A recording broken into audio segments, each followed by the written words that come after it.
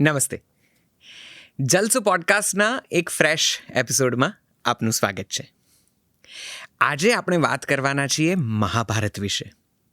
મહાભારત માટે એવું કહેવાય છે કે જે મહાભારતમાં છે તે દુનિયામાં છે, અને જે મહાભારતમાં નથી તે દુનિયામાં ક્યાંય નથી. આ વાત કેટલી સાચી છે? અચ્છા, તમે મહાભારત વાંચ્યું છે? તમને કયું પાત્ર મહાભારતનું ખૂબ પસંદ છે? કયા પાત્ર વિશે તમારા મનમાં કોઈ ખાસ મંતવ્ય છે, ટીકા છે, ટિપ્પણી છે? તમને કોણ વધારે ગમે? કૃષ્ણ, અર્જુન, ભીષ્મ, વિદુર, દ્રૌપદી, કર્ણ? આ પાત્રો વિશે વિશદ ચર્ચા આજના આ પોડકાસ્ટમાં થવાની છે. કેટલાક એવા ટ્રુથ બોમ્બ્સ આ પોડકાસ્ટમાં તમને સાંભળવા મળશે કે તમારી માન્યતાઓ કદાચ બદલાઈ જશે. બનવા જોગ છે કે તમારા જે ઓપિનિયન્સ હોય એનાથી સાવ જુદી માહિતી, જરાક જુદું સત્ય તમને આ પોડકાસ્ટમાં સાંભળવા મળે. મૂળ વ્યાસજી રચિત મહાભારતમાં કેટલીક ઘટનાઓનો ઉલ્લેખ છે અને કેટલીક એવી ઘટનાઓનો ઉલ્લેખ નથી જે આપણે સામાન્યતઃ મહાભારતની ચર્ચા સમયે સાંભળતા હોઈએ છીએ. ખૂબ મજા આવશે તમને આજના પોડકાસ્ટમાં. જો તમને મહાભારત, રામાયણ જેવા ગ્રંથો, મહાકાવ્યોમાં રસ પડતો હોય તો આ પોડકાસ્ટ છેક છેલ્લે સુધી સાંભળજો, જોજો. આપણી સાથે આજે મહાભારત વિશે વિશદ ચર્ચા કરવા જોડાયા છે દીપાલી દીદી, જેઓ આમ મૂળે તો IIM બેંગ્લોરના સ્નાતક છે બિઝનેસ એડમિનિસ્ટ્રેશનના, પણ હવે કથાકાર તરીકે, પુરાણો અને શાસ્ત્રોના અભ્યાસુ તરીકે તેઓ ખાસ્સા જાણીતા છે. પોતે ભાગવત કથાકાર તો છે જ, પણ મહાભારતના આ પાત્રોને પોતાની વ્યાસપીઠ ઉપરથી લોકો સમક્ષ જરા જુદી રીતે પ્રસ્તુત કરે છે. આજે આપણી સાથે જોડાયા છે અને મહાભારત વિશે તેમના અભ્યાસ, તેમના સંશોધનોને આપણી સમક્ષ રજૂ કરશે. ચાલો, બહુ જ પ્રેમથી, બહુ જ દિલથી આવકારો મારી સાથે દીપાલી દીદીને, અને મહાભારતને થોડું વધારે સમજવાનો આપણે સૌ પ્રયત્ન કરીએ. આપનું પણ સ્વાગત છે.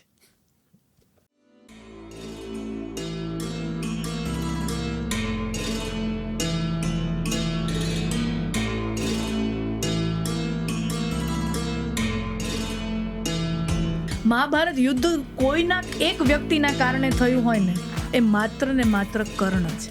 એ દુર્યોધન પણ, શકુની તો બિલકુલ નથી. જેવી રીતે મૂળ વાલ્મીકીની અંદર ક્યાંય લક્ષ્મણ રેખાનો પ્રસંગ નથી. અચ્છા જી.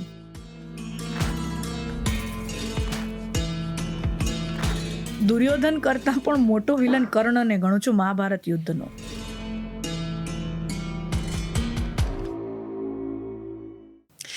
નમસ્તે દીપાલબેન, આપનું હાર્દિક સ્વાગત છે. ખૂબ ખૂબ ખૂબ ઉત્સાહિત છું, કારણ કે જલસો પોડકાસ્ટમાં આ વિષય ઉપર આજે પહેલી વખત વાત થવા જઈ રહી છે. અને મને આશા છે કે આજે કેટલાક એવા રહસ્યો અથવા તો એવી ઓછી જાણીતી માહિતીઓ વિશે અમને કદાચ જાણ થશે, અને મહાભારત જરા નવી રીતે આપણે સમજી શકીશું. આપનો વિશદ અભ્યાસ છે મહાભારત, ભાગવત, ગીતા ઉપર, અને તમે કથા કરો છો. મહાભારત વિશે ઉલ્લેખો થાય છે, ભાગવત પુરાણ વિશે ઉલ્લેખો થાય છે, કૃષ્ણ વિશે આપનું વિશદ પઠન હોય છે. ત્યાં આગળ આપ તેના વિશે વિસ્તૃત વાત કરો છો.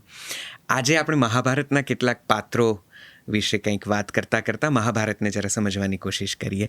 મેં મહાભારત વિશે એવું સાંભળ્યું છે કે બહુ નાનપણથી એવું સાંભળ્યું છે કે એવું કહે છે કે જે મહાભારતમાં છે એ દુનિયામાં છે, જે મહાભારતમાં નથી એ દુનિયામાં ક્યાંય નથી. એ પાત્રો હોય, પ્રસંગો હોય, ઘટનાઓ હોય, પરિણામો હોય કે કોઈ પણ રીતે ભૂતકાળ, ભવિષ્ય, વર્તમાન બધું જ મહાભારતમાં આલેખાયું છે. તો આ વાત જરા થોડીક આપના અનુભવે અને અભ્યાસે થોડી સમજાવો મને. પછી મારે ઘણા બધા સવાલો તરફ આગળ વધવું છે, ઘણા બધા પાત્રો વિશે વાત કરવી છે. પણ ફરી એક વખત આપનું બહુ દિલથી, બહુ જ આદરથી, બહુ પ્રેમથી સ્વાગત કરું છું. નમસ્કાર નૈશરજી, અને જલસો પોડકાસ્ટ પર મને બોલાવવા બદલ ખૂબ આભાર. ખૂબ મળીને આનંદ થયો. અને આપણે જે વિષય ઉપર આજે ચર્ચા કરવા જઈ રહ્યા છીએ એ પણ મારા હૃદયની બહુ નજીક છે. મહાભારત એક એવો અદ્ભુત ગ્રંથ છે કે જેના વિશે એની પોપ્યુલારિટી, એની પ્રખ્યાતિ અને એની લોકચાહના પણ એટલી જ છે. સાથે સાથે એની સાથે જોડાયેલી ભ્રમણાઓ પણ એટલી બધી છે, એની સાથે જોડાયેલો ડર પણ એટલો બધો છે. તો મારા ખ્યાલથી વિશ્વમાં એવા ગ્રંથોની યાદી બનાવવામાં આવે કે જે એટલા લેવલનું પોપ્યુલર હોય અને સાથે સાથે એનાથી લોકોને એટલો ડર પણ લાગતો હોય કે એની સાથે ભ્રમણાઓ પણ જોડાયેલી હોય કે ઘરમાં મહાભારત રાખવું નહીં ત્યાં સુધી લોકો આપણે બધા વડીલો ઘણા આપણા વડવાઓ આપણે એવું સાંભળતા આવ્યા છીએ. તો મને એમ લાગે છે કે એક બહુ અનોખો કોમ્બિનેશન મહાભારત પાસે છે અને છતાં લોકો ગમે તેટલું કહે કે રાખવું નહીં, વાંચવું નહીં, અને 5000 વર્ષોથી ભારત ભૂમિની અંદર એ મહાભારત એક એવું મેગ્નેટ, એક ચુંબક જેવું કામ કરે છે કે હું ને તમે આપણે બધા આખો આપણો સમાજ એની તરફ ખેંચાતા જ જઈએ છીએ ગમે તેટલું કહેવામાં. બિલકુલ સાચી વાત છે. અને જે આ વડીલો કહે છે કે મહાભારત ઘરમાં રાખવું નહીં, એનું શું કારણ? હું તો હંમેશા બહુ પ્રામાણિકતાથી અને બહુ ફ્રેન્ક ટોનમાં કહેતી હોઉં કે આપણે ઘરમાં મહાભારત નથી રાખ્યું આટલા વર્ષોથી, તો આપણા શું ઘરમાં મહાભારત નથી થઈ? કોના ઘરમાં મહાભારત નથી? ખરેખર મહાભારત છે ને, રામાયણ અને મહાભારત આપણે ત્યાં એ બે ઐતિહાસિક ગ્રંથો કહેવાયા છે. આ કોઈ મનોરંજક કથાઓ નથી કે યુદ્ધની પણ કથાઓ નથી. આ આપણા ઋષિમુનિઓ એને ઇતિહાસના બે જ ગ્રંથો આપણે ત્યાં છે. શ્રુતિ અને સ્મૃતિ, આ બે કેટેગરીના શાસ્ત્રો જોવા મળે છે. શ્રુતિની અંદર આવી જાય આપણા વેદો, ઉપનિષદો, વેદાંતનો જે ભાગ આવે, વેદ અને વેદાંત અને ઉપવેદનો જે ભાગ આવે, એ બધા આપણે શ્રુતિઓ હોય છે. અને સ્મૃતિ, એની અંદર આપણે આવે ધર્મશાસ્ત્ર, પછી તમે યાજ્ઞવલ્ક્ય સ્મૃતિ સાંભળ્યું હશે, મનુસ્મૃતિ સાંભળ્યું હશે. તો અત્યારે જે આપણે આઈપીસીની કલમો હવે એ BNS થઈ ગયું છે, ભારતીય ન્યાય સંહિતા. તો કોઈ પણ સમાજને, કોઈ પણ દેશને, કોઈ પણ સમાજને એક કોહેસિવ રીતે, એમિકેબલી, બહુ સરસ રીતે ચલાવવા માટે, સુવ્યવસ્થિત રીતે ચલાવવા માટે અમુક નિયમો જોતા હોય છે. તો એ બધા નિયમો શ્રુતિના આધારે સ્મૃતિ નક્કી કરે છે. શ્રુતિ આપણે ત્યાં જેવી રીતે એમ હોય ને ઓપરેટિંગ સિસ્ટમ, iOS અને એન્ડ્રોઈડ, આપના જેનઝી જમુક શ્રોતા તમારા હોય તો એમને, તો એમ સમજી લો કે તમારી પાસે કાં iOS છે ઓપરેટિંગ સિસ્ટમ અને કાં તો તમારી પાસે એન્ડ્રોઈડ છે. હવે એ ચેન્જેબલ નથી. રાઈટ. iOS એન્ડ્રોઈડ નથી બની શકવાનું, એન્ડ્રોઈડ iOS નથી બની શકવાનું. એની પોતાના અમુક સેટ ઓફ પ્રોટોકોલ હોય છે. રાઈટ. પણ એના આધારે એનો એ સિસ્ટમનો યુઝ કરીને, એને પ્લેટફોર્મ યુઝ કરીને તમે અલગ અલગ એપ્સ ડેવલપ કરી શકો છો. બરાબર છે. તો આ જેટલા પણ સ્મૃતિ શાસ્ત્રો છે એ સમજી લ્યો કે એક સિસ્ટમ બેઝ ઉપર એપ્સ છે કે જેનાથી મારા ને તમારા ડે ટુ ડે લાઈફના જેટલા પણ દૈનિક વ્યવહારો છે, ધર્મ, અર્થ, કામ, મોક્ષ, આ ચતુર્વિધ પુરુષાર્થ આપણે ત્યાં કહેવામાં આવ્યા છે, તો એની અંદર બધું આવ્યું. ધર્મ, અર્થ, કામ, મોક્ષ એટલે માણસના જીવનમાં કરવા યોગ્ય હવે કાંઈ પછી કોઈ એક પણ લક્ષ્ય હવે આ ચારની પરિધિની બહાર નથી. રાઈટ. તો બેઝડ ઓન શ્રુતિ એને ધ્યાનમાં રાખીને આપણે એપ્સ ડેવલપ કરીએ છીએ. અને એ એપ્સ કેવી હોય? સમય, સંજોગો, દેશ, કાળ અનુરૂપ ચેન્જેબલ હોય, એમાં પરિવર્તન. તો સ્મૃતિઓમાં પરિવર્તન શક્ય છે. શ્રુતિઓ, આપણા શાસ્ત્રકારો, એટલે આપણી જે વ્યવસ્થા છે સનાતન ધર્મની, એમાં કહે છે કે શ્રુતિઓ અટલ છે, એ ધ્રુવ છે. અને સ્મૃતિઓ દેશ, કાળ અનુરૂપ, સમાજ અનુરૂપ એનું રૂપ પરિવર્તન થતું હોય છે. અને ત્રીજી વસ્તુ જે છે એ છે ઇતિહાસ. તો જે પુરાણો, 18 પુરાણો આવી ગયા, 6 શાસ્ત્રો આવી ગયા, એ બધું આપણે સ્મૃતિઓમાં આવી જશે. દર્શન શાસ્ત્ર, સાંખ્ય શાસ્ત્ર, આ બધું અને આપણે સ્મૃતિ કેટેગરીમાં લેશું. પણ આપણા ઋષિઓએ ભાર દઈને કીધું એ શ્રુતિ છે, આ સ્મૃતિ છે, અને કેટેગોરિકલી સ્પેશિયલી એમાં ભાર મૂકીને કીધું. અને ત્રીજું છે એ છે ઇતિહાસ. અને ઇતિહાસની અંદર માત્ર 2 જ ગ્રંથોનો સમાવેશ થયો છે, એક રામાયણ અને એક મહાભારત. ત્રીજા કોઈ પણ શાસ્ત્રને આપણે ઇતિહાસ તરીકે ગણતા નથી. પ્રાચીન પરંપરામાં જોઈએ. હવે ઇતિહાસ પણ શું છે? ઇતિહાસ પણ જો આપણે આમ જોવા જઈએ તો આ બહુ એક હિસ્ટ્રી એ પશ્ચિમમાંથી આવતો કોન્સેપ્ટ છે. આપણે ભારતીયો ઇતિહાસ લખવામાં કે ઇતિહાસનું ડોક્યુમેન્ટેશન, એની નોંધણી કરવામાં આપણે બહુ જ કાં તો રસ નથી લીધો, અને કાં તો આપણી સામાજિક વ્યવસ્થા જ એ પ્રકારની નથી રહી કે આપણને એ પ્રકારના ઇતિહાસમાં રસ પડે કે ક્યાંકથી કોઈ જેન્જીસ ખાન આવ્યો કે ક્યાંથી કોઈ મોહમ્મદ ઘુરી આવ્યો, પર્ટિક્યુલર ડેટમાં કોલમ્બસ 1498માં આ ધરતી ઉપર પગ મૂક્યો.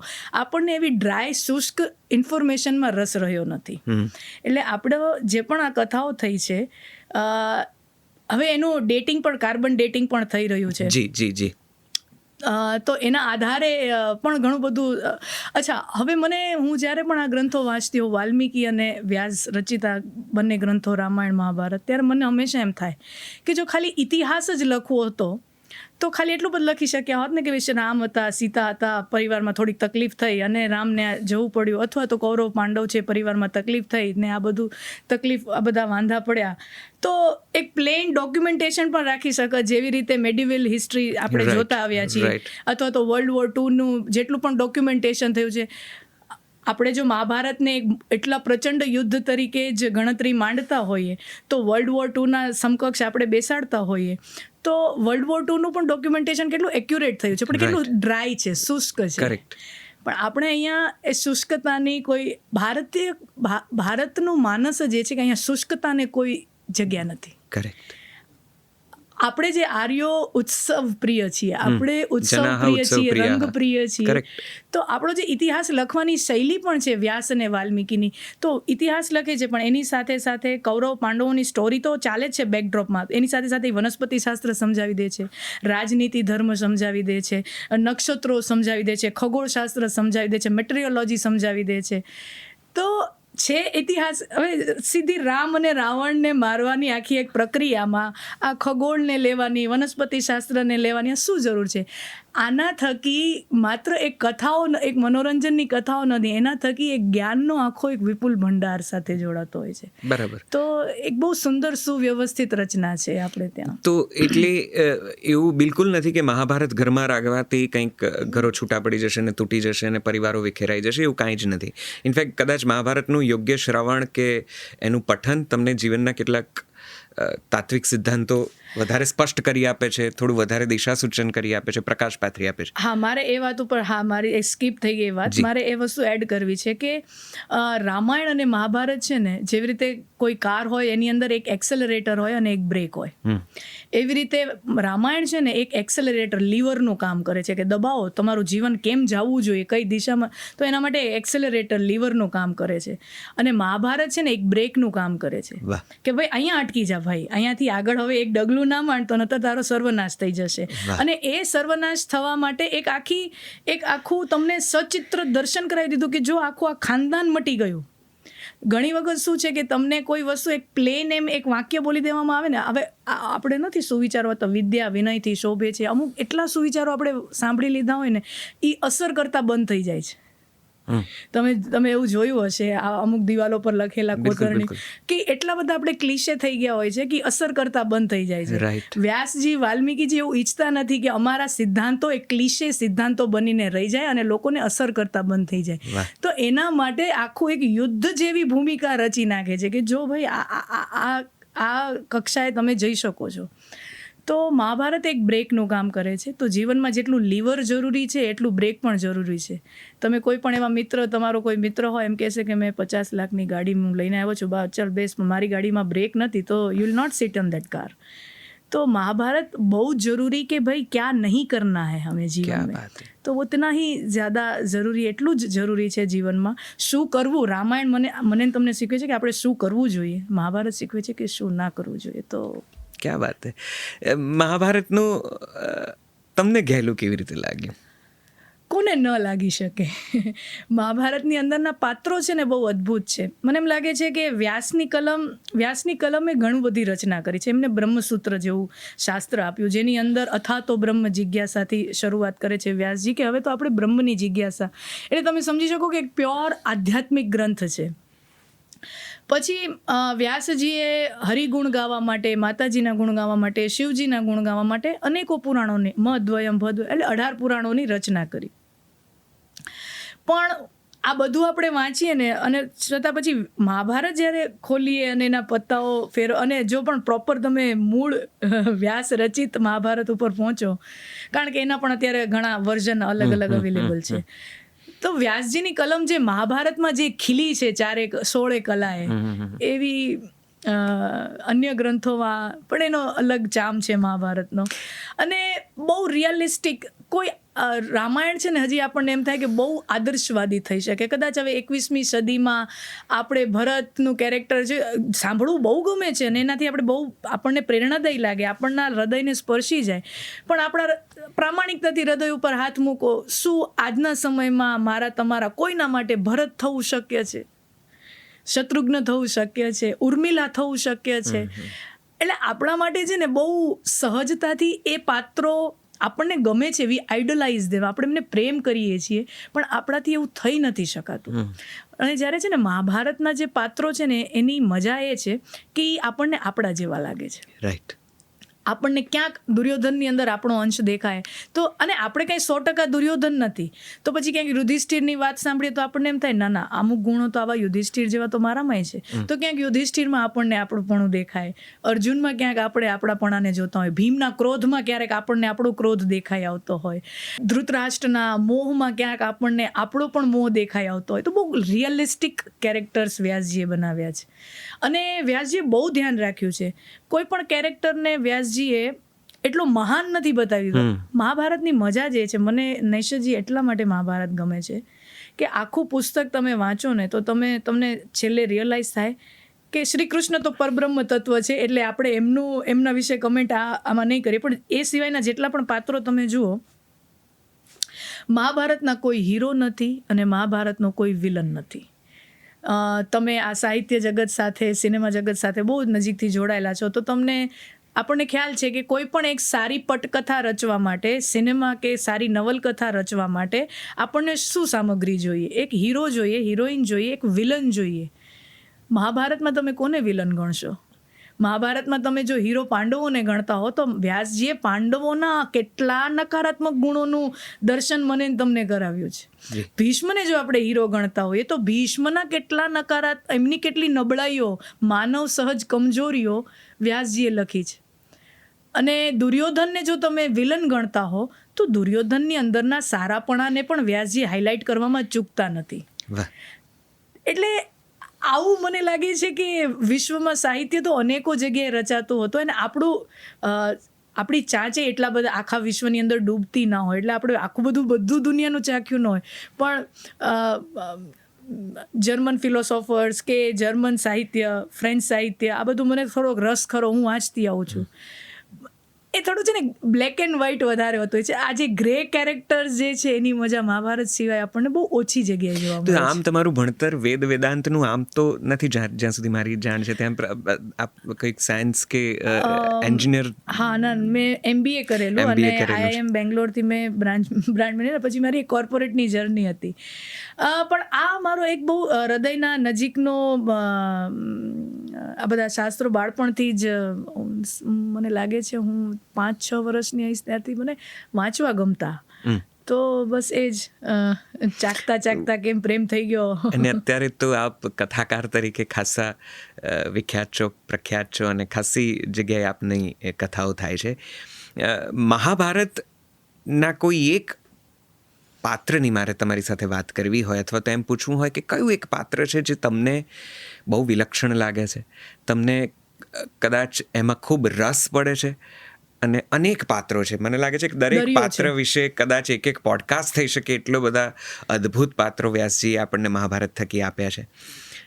તમે કયા પાત્ર વિશે કદાચ વાત કરવા માંગો? મને બહુ એક અનયુઝ્યુઅલ જવાબ લાગશે તમને. સ્વાભાવિક રીતે આપણે હંમેશા શ્રી કૃષ્ણનું નામ લેવા માટે પ્રેરાઈ જતા હોય, કારણ કે કૃષ્ણનું ચરિત્ર એ તો પુરુષોત્તમ છે. પણ હવે એમને જો નામ લેવામાં આવે તો બીજા પાત્રોને અન્યાય થાય, કારણ કે તમે નરનો નારાયણ સાથે કેવી રીતે કમ્પેરિઝન, સરખામણી શક્ય જ નથી. પણ જો નર કે નારીમાં જો આપણે જોવા જઈએ તો એક સ્ત્રી હોવાના નાતે ખરેખર દ્રૌપદી મને બહુ જ વધારે ગમે છે. અને દ્રૌપદી સિવાય જો મારે એક પાત્રનું નામ લેવું હોય તો મને ભીમનું કેરેક્ટર બહુ ઇન્સ્પાયરિંગ લાગે છે. ભીમ છે ને, તમે જોશો ને આખી કથાઓમાં ઘણા એવા પ્રસંગો આવે છે, ભીમને અંદર બહુ ક્લેરિટી છે.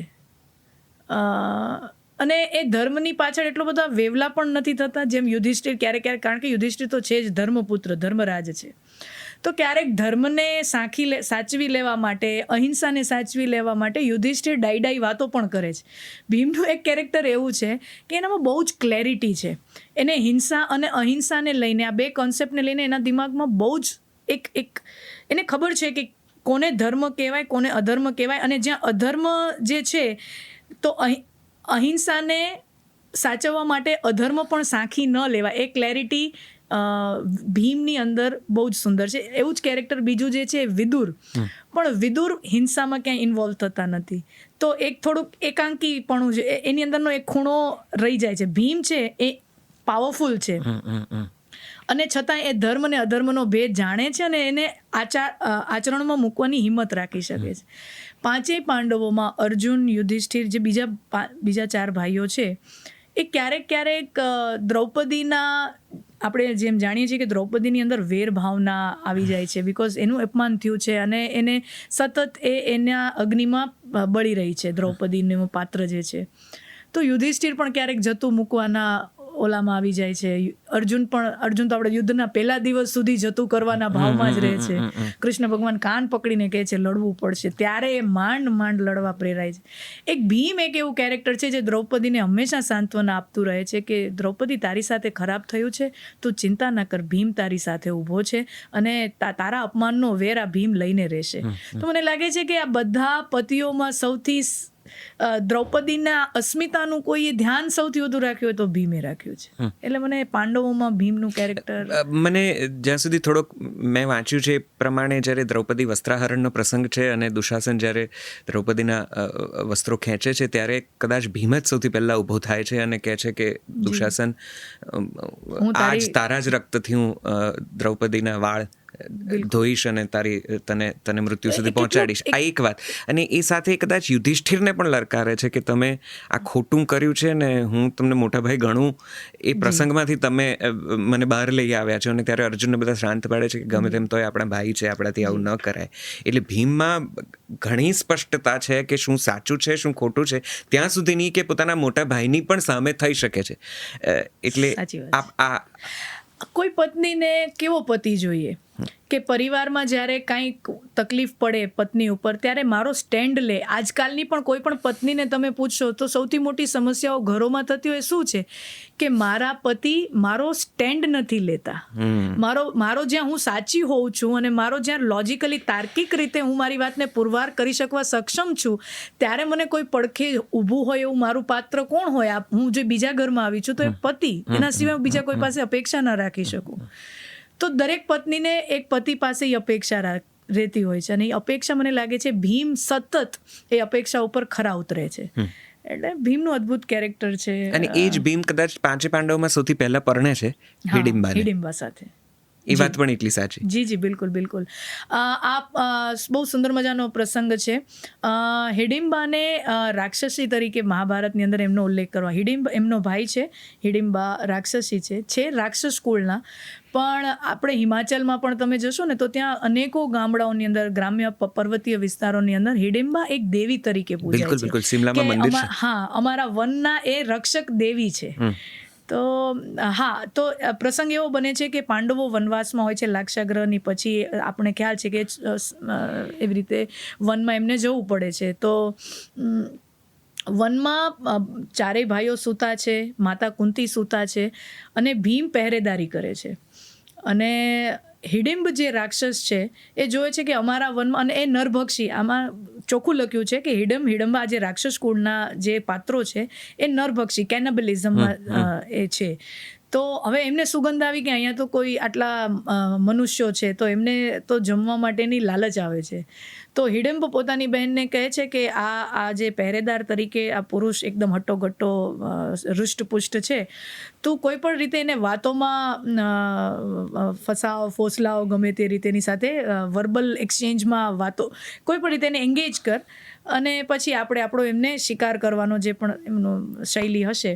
તો હિડિંબા જાય છે, પણ હિડિંબાને પહેલી નજરનો પ્રેમ થઈ જાય છે ભીમ સાથે. ભીમની હૃષ્ટપુષ્ટ મજબૂત એકદમ ક્ષત્રિયનો બાંધો અને યોદ્ધાનો બાંધો, અને ભીમ અને પાંચેય પાંડવો રૂપાળા છે. તો હિડિમ્બાને પહેલી નજરમાં જ પ્રેમ થઈ જાય છે ભીમ સાથે. અને તમે જુઓ, તમે જે વાત કરતા હતા ને કે મહાભારતમાં છે એવું બીજે જ છે અને મહાભારતમાં નથી એ અન્યત્ર ક્યાંય નથી. તો તમે જો આજે 2024ની અંદર 21મી સદીની અંદર આપણે સ્ત્રી સમાનતાની વાત કરતા હોય, સ્વતંત્રતાની વાત કરતા હોય, કે અત્યારે એવું આપણે સમય જોયો છે કે કોઈ સ્ત્રીને પુરુષ ગમી જાય તો એ હિચકાટ કરતી નથી, એ પોતે પ્રપોઝ કરી દે. એ જમાનો હતો 1990sનો કે કોઈ સ્ત્રીને કોઈ પુરુષ ગમતો પણ તો પણ એમ જોઈએ કે ના ગુલાબ તો પહેલું એના તરફથી મળવું જોઈએ. હવે આ જમાનો નથી. એટલે મહાભારત વધારે નજીકની લાગે. Hidimba is the one who proposes Bhim. Hidimba proposal મૂકે છે ભીમની સાથે કે તમે મને ખૂબ પસંદ આવ્યા છો, મને તમે પ્રથમ નજરમાં જ મને પ્રેમ થઈ ગયો છે અને તમે મને પત્ની રૂપે સ્વીકારો, હું તમને પતિ રૂપે સ્વીકારું. ભીમ સ્વીકાર કરતા નથી. મારે તો આ બધા મારા ભાઈઓની રક્ષા કરવા માટે ઊભો છું, મારી માતા છે, આ છે. તો હિડિમ્બા, તમે વિચાર કરો, એ કેરેક્ટર જે 5200 વર્ષ પહેલા લખાયેલું, વ્યાસજીની કલ્પના ગણો કે સત્ય ગણો, જે પણ હોય, વ્યાસજી શું લખે છે. હિડિમ્બા ભીમને પ્રપોઝ કરે છે, ભીમ માનતા નથી. હિડિમ્બા સીધા જાય છે, માતા કુંતીને ઉઠાડે છે. મહાભારતમાં વ્યાસજીએ લખ્યું છે, હિડિમ્બા ગોઝ ટુ માતા કુંતી અને માતા કુંતીને એમ કહે છે કે મને તમારા પુત્ર ભીમ સાથે પ્રેમ થયો છે, હું એમને કહું છું કે તમે મારો પત્ની રૂપે સ્વીકાર કરો, પણ એમના મનમાં કોઈ ખચકાટ છે, એટલે હું તમારી સામે પ્રસ્તાવ મૂકું છું. અને તમે એક સ્ત્રીના લાગણીઓને સમજી શકો કે જ્યારે એક સ્ત્રી પ્રેમ પીડિત હોય ત્યારે એ સ્ત્રીની મનોભાવના કેવી હોય, તો તમે તમારા દીકરાને મારી સાથે લગ્ન કરવા સહમતિ આપો. એ હિડિમ્બા કુંતી માતાને પ્રસ્તાવ મૂકે છે. તો આનાથી વધારે તમને ઝેન્ઝી શું મળી શકે? કરેક્ટ. હા, તો પછી એ હવે પ્રસ્તાવ મૂક્યો અને કુંતી માતાનું એમને પણ લાગણી આવી હિડિમ્બા પ્રત્યે.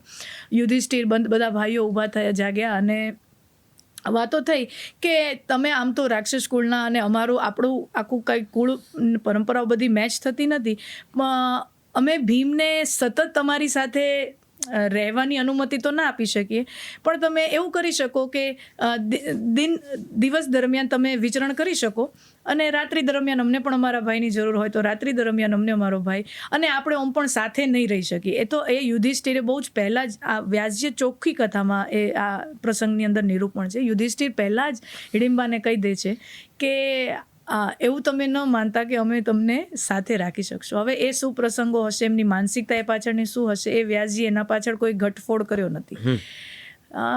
તો હા, પછી એ વિચરણ દરમિયાન એમનો એક પુત્ર જન્મ થાય છે અને ઘટોત્કચનો દીકરો અંજની પર્વ. અને અમુક સ્કંદ પુરાણોમાં કે અમુક પૌરાણિક કે અથવા તો લોકકથાઓમાં એમ પણ કહે છે કે ઘટોત્કચનો પુત્ર છે બાર્બરિક. તો હવે એ બાર્બરિક જેનું મસ્તક શ્રી કૃષ્ણ કહે છે કે મને તમારા મસ્તકનું દાન કરો. અને પછી કારણ કે બાર્બરિકની પણ બહુ સુંદર કથા છે, જો વાત નીકળી છે તો લેટ મી, તો હું એના ઉપર વધુ અચ્છા. હવે આ વ્યાસ રચિત મહાભારતમાં બાર્બરિક નામનું કોઈ કેરેક્ટર નથી. અચ્છા, એ મહાભારત વ્યાસ રચિત જે છે એમાં પ્રસંગ, મૂળ મહાભારતની અંદર બાર્બરિક નામનો કોઈ પણ પાત્રનો ઉલ્લેખ નથી. અચ્છા, ઓકે. આનો ઉલ્લેખ એક આપણને સ્કંદ પુરાણમાં મળે છે અને અમુક લોકકથાઓ હોય. તો આપણે અત્યારે જેમને ખાટુ શ્યામજી તરીકે જેમની ખૂબ જ પૂજા પણ થઈ રહી છે, એમને ખૂબ પણ માન્યતા છે, આસ્થા છે લોકોની અંદર, ખાસ કરીને આપણા રાજસ્થાની ભાઈઓ મિત્રો હોય, મારવાડી લોકો હોય, તો બહુ જ એમની તરફ આસ્થા છે. હું માનું છું આસ્થા માટે કોઈ તર્કના પુરાવાની જરૂર હોતી નથી. તો મહાભારતમાં ક્યાંય પણ બાર્બરિક કે એ ખાટુ શ્યામજીના પ્રસંગનું વર્ણન નથી, પણ લોકકથાઓ જરૂર છે. તો એ લોકકથાઓ શું છે, બાર્બરિકનું કેરેક્ટર બહુ જ સ્ટ્રોંગ કેરેક્ટર તરીકે રજૂ કરવામાં આવ્યું છે. તો એમ કહેવામાં આવે છે કે ઘટોત્કચના પુત્ર છે બાર્બરિક, અને બાર્બરિક બહુ જ શક્તિશાળી યોદ્ધા છે. એ જે પક્ષમાં હોય એ પક્ષમાં વિજય નિશ્ચિત છે, પણ એમની એક પૂર્વ શરત છે કે હું એ જ પક્ષમાં રહીશ કે જે નબળો પક્ષ હોય, જે કમજોર પક્ષ હોય. માનો કે 2 પક્ષ લડી રહ્યા છે તો હું એ જ પક્ષમાં રહીશ કે જેનું ત્રાજવું ઉપર હોય, હળવું હોય. તો હવે થાય શું, સમજી લો કે મહાભારતના યુદ્ધમાં બાર્બરિક લડ્યા હોત, સમજી લો. આ કૃષ્ણ ભગવાનની પણ તમે જો એક રણનીતિકાર તરીકે એમની વ્યૂહરચના તમે જો, સમજી લો કે બાર્બરિક લડ્યા હોત, સમજી લો કે પાંડવોના, તો શરૂઆતમાં ક્યાં હોત? પાંડવોના પક્ષમાં. શું કામ? માત્ર ને માત્ર સંખ્યાબળના આધારે. 7 અક્ષોણી છે પાંડવો પાસે, કૌરવ પાસે 11 અક્ષોણી છે. તો નબળા કોણ થયા? પાંડવો. શરૂઆતમાં થયા હોત, પાંડવોની સાથે રહ્યા હોત, ઓબ્વિયસલી બાર્બરિક છે કૌરવોની ઉપર એને કહેર વર્તાવ્યો હોત અને એમનો ખૂબ નિકંદન કાઢ્યું હોત. તો હવે પછી નબળું કોણ થત? કૌરવો. તો હવે પણ નિયમ છે કે હું નબળાની સાથે રહીશ, તો પછી એને પક્ષ પલટો કરીને કૌરવ પર, જેમ અત્યારે રાજનીતિકારો બધા MP MLA એક પક્ષમાંથી બીજા પક્ષમાં જતા રહેતા હોય છે, એનો પોતાનો અંગત સ્વાર્થ છે. પણ અહીંયા અલગ વાત છે. તો હવે કૌરવો નબળા થયા તો એમને કૌરવ તરફ લડવું પડશે. તો પણ આનો તો કોઈ અંત જ નથી. અંતે એ બાર્બરિક પાત્ર 18 અક્ષોણી સેનાને પોતે ખાઈ જશે. સમજાય છે? એક સમયે પાંડવો તરફથી લડશે તો કૌરવો નબળા પડ્યા, તો કૌરવ તરફ જોડાશે. કૌરવ તરફથી લડશે તો પાંડવો નબળા પડશે, તો વળી પાછું આમ. એટલે આનો જ્યાં સુધી બધાનો ખાત્મો ન થાય ત્યાં સુધી બાર્બરિક શાંત રહે એવું પાત્ર નથી. એટલે આ પાત્રની ખાસિયત આ છે. એટલા માટે તમે ખાટુ શ્યામ, તમે મારવાડી કોઈ ભાઈ હોય ને એની પાછળ તમે હંમેશા જોશો, જેમને બહુ આસ્થા હોય તો ગાડીમાં લખ્યો હશે ખાટુ શ્યામ, નીચે લખ્યો છે હારે કા સહારા ખાટુ શ્યામ. આ વાક્ય હંમેશા તમને જોવા મળશે, હારે કા સહારા. કે જે દુનિયામાં હારી ગયેલો છે, થાકી ગયેલો છે, નિરાશ છે, ડિપ્રેસ છે, એની સાથે પણ અમારા ખાટુ શ્યામ ઊભા છે, બાર્બરિક ઊભા છે. તો એક બહુ સુંદર એ વાક્ય ત્યાંથી મળે છે. તો પણ કૃષ્ણ ભગવાને વિચાર્યું કે આ પાત્ર તો એકલો જ આખું યુદ્ધનું, અને આનો કોઈ પછી ડિસાઇઝિવ કોઈ નિર્ણયાત્મક પોઝિશન ઉપર આપણે આવશું જ નહીં. એટલે શ્રી કૃષ્ણ આપણે જાણીએ છીએ કે એમના પ્રાણનું જ દાન માગે છે, પણ પછી બાર્બરિકને વરદાન પણ આપે છે. અને બાર્બરિક સામેથી વરદાન માગે છે કે હું તમને આ દાન આપું છું, સર્વસ્વનું દાન આપું છું, પણ મારી ઈચ્છા છે કે આ મહાભારતનું યુદ્ધ મારે મારા નજરની સામે જોવું છે. તો ત્યારે ભગવાન એક પર્વતની ચોટી ઉપર, ટેકરી ઉપર બાર્બરિકનું મસ્તક ત્યાં મૂકે જ, પ્રસ્થાપિત કરે છે. અને એવું કહેવાય છે કે આખા મહાભારતનું દર્શન કોઈએ કર્યું હોય, યુદ્ધનું દર્શન કર્યું હોય, તો એ બાર્બરિકના મસ્તકે કર્યું છે. બિલકુલ. ભીમની વાત કરતા હતા, અને ભીમમાં જ્યારે નૈશજી હું તમને ટોકું, મને સોરી, પણ મારે એક વાત ત્યાં બાર્બરિકની એડ કરવી છે. પ્લીઝ. કે આખું યુદ્ધ પૂરું થઈ ગયું. આ બાર્બરિકની જો વાત કરતા હોય તો એને આપણે ઉપસંહાર તરફ લઈને પછી આપણે એને મૂકીએ. જ્યારે યુદ્ધ પૂરું થયું, પાંડવો જીત્યા, ત્યારે ભીમ અને અર્જુનની અંદર અભિમાન આવ્યું કે આમાં આ સિંહ ફાળો કોનો?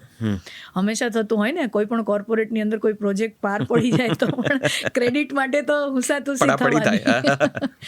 તો ભીમ અને અર્જુન, ભીમ કહે કે 100 કૌરવોને તો મેં જ માર્યા, અને વાત પણ સાચી છે ને, 100 ભાઈઓને કૌરવોને ભીમે એકલા હાથે માર્યા છે. અને અર્જુન કહે છે પણ આ બધા તમે જયદ્રથથી માંડીને ભીષ્મ, કર્ણ, આ બધા તમે યોદ્ધાઓ તમે જો તો એને આ તો બધા ડિસાઇઝિવ લોકો છે, તો એને મારનારો હું છું.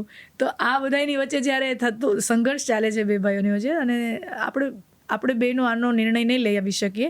આપણે શ્રી કૃષ્ણ પાસે જાય છે, આપણા સખા છે, મોટા ભાઈ છે, આપણને જરૂર માર્ગદર્શન આપશે. બંને જાય છે શ્રી કૃષ્ણ પાસે. શ્રી કૃષ્ણ કહે પણ હું તો રથ ચલાવવામાં એટલો મશગુલ હતો, મને ખબર નથી. શ્રી કૃષ્ણનો તો અલગ એક અંદાજ છે. હું તો રથ ચલાવવામાં એટલો મશગુલ હતો, મને ખબર નથી. આપણે એક કામ કરીએ, આખું યુદ્ધનું સર્વાંગી 360 ડિગ્રી કોઈએ દર્શન કર્યું તો એ બાર્બરિક છે. પર્વતની ચોટી ઉપર એમનું મસ્તક છે. આપણે બધા જઈને આપણે એમની સાથે એમને પૂછીએ કે આ યુદ્ધ કોના કારણે જીતાયું છે. ત્રણેય જાય છે, શ્રી કૃષ્ણ, અર્જુન, ભીમ, ત્રણેય બાર્બરિકના મસ્તક પાસે જાય છે અને બાર્બરિકને પ્રણામ કરીને પૂછે છે કે આ ભીમ છે, આ અર્જુન છે, તો આ યુદ્ધમાં કોને, આમાં પરમવીર ચક્ર કોઈને આપવું હોય તો આમાં કોને આપી શકાય?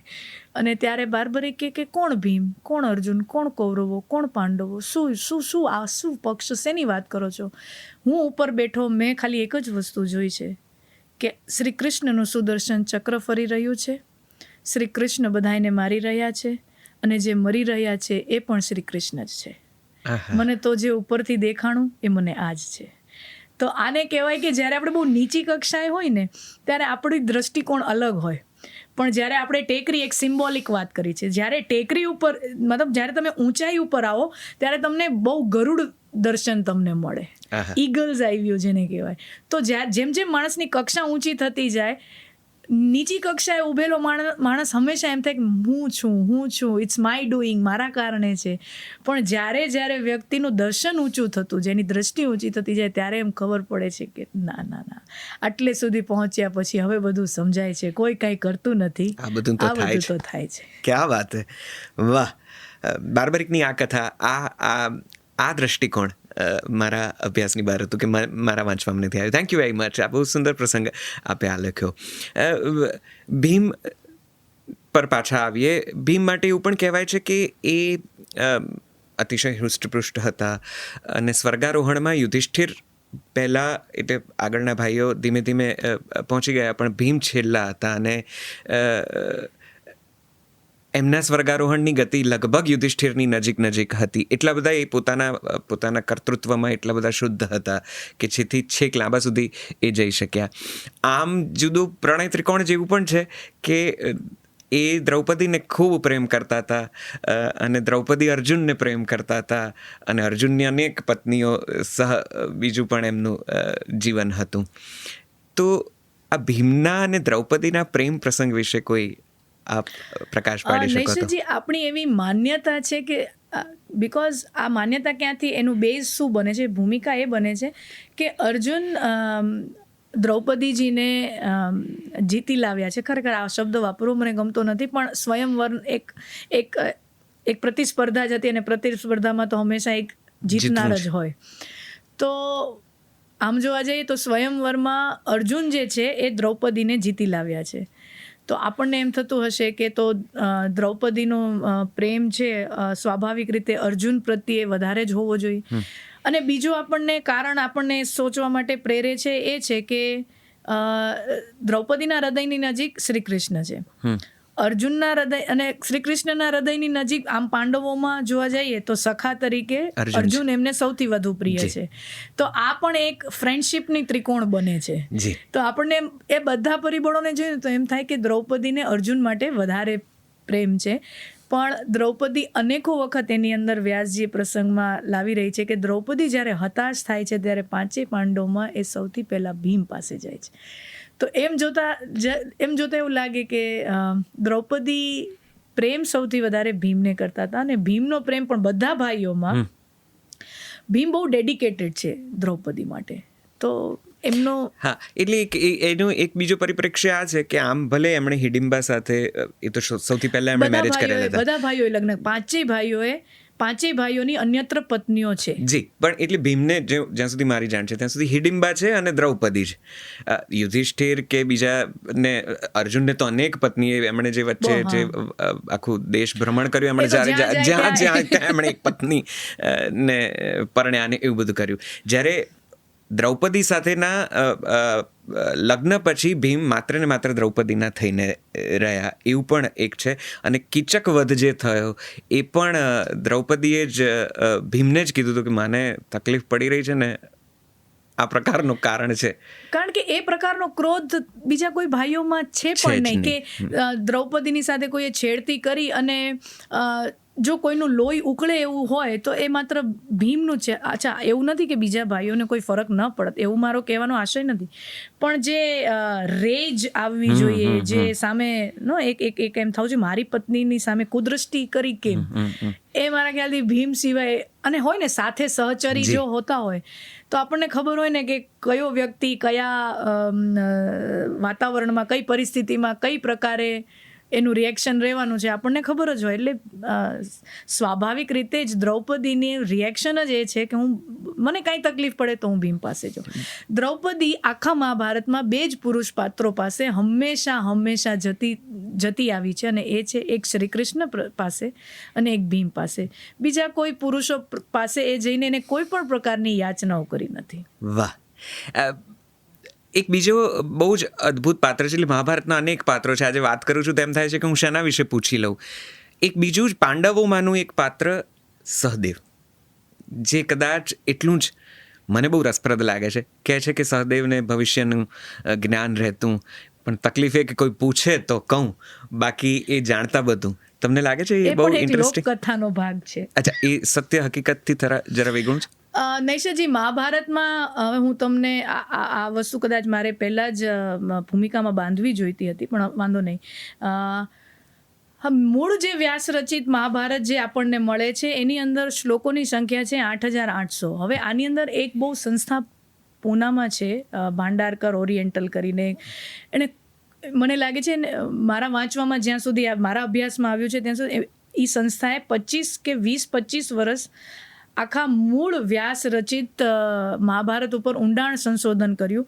ઉપરથી એની આજુબાજુ જોડાયેલી જેટલી પણ લોકકથાઓ છે, મતલબ જ્યાં મહાભારતનો ઉલ્લેખ જ્યાંથી મળે એ કોઈ પણ વસ્તુ એ લોકોએ સ્પર્શી ન હોય એવું રાખ્યું નથી.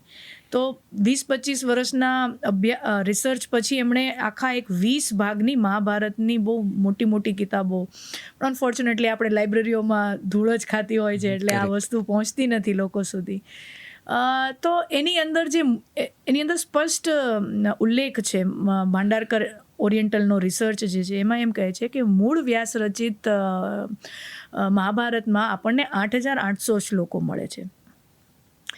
પછી હવે મહાભારત જે છે એની અંદર વ્યાસજી સ્વયં કહે છે કે આ મહાભારતનું કથાનું આખું જ્ઞાન કેટલા લોકો પાસે છે.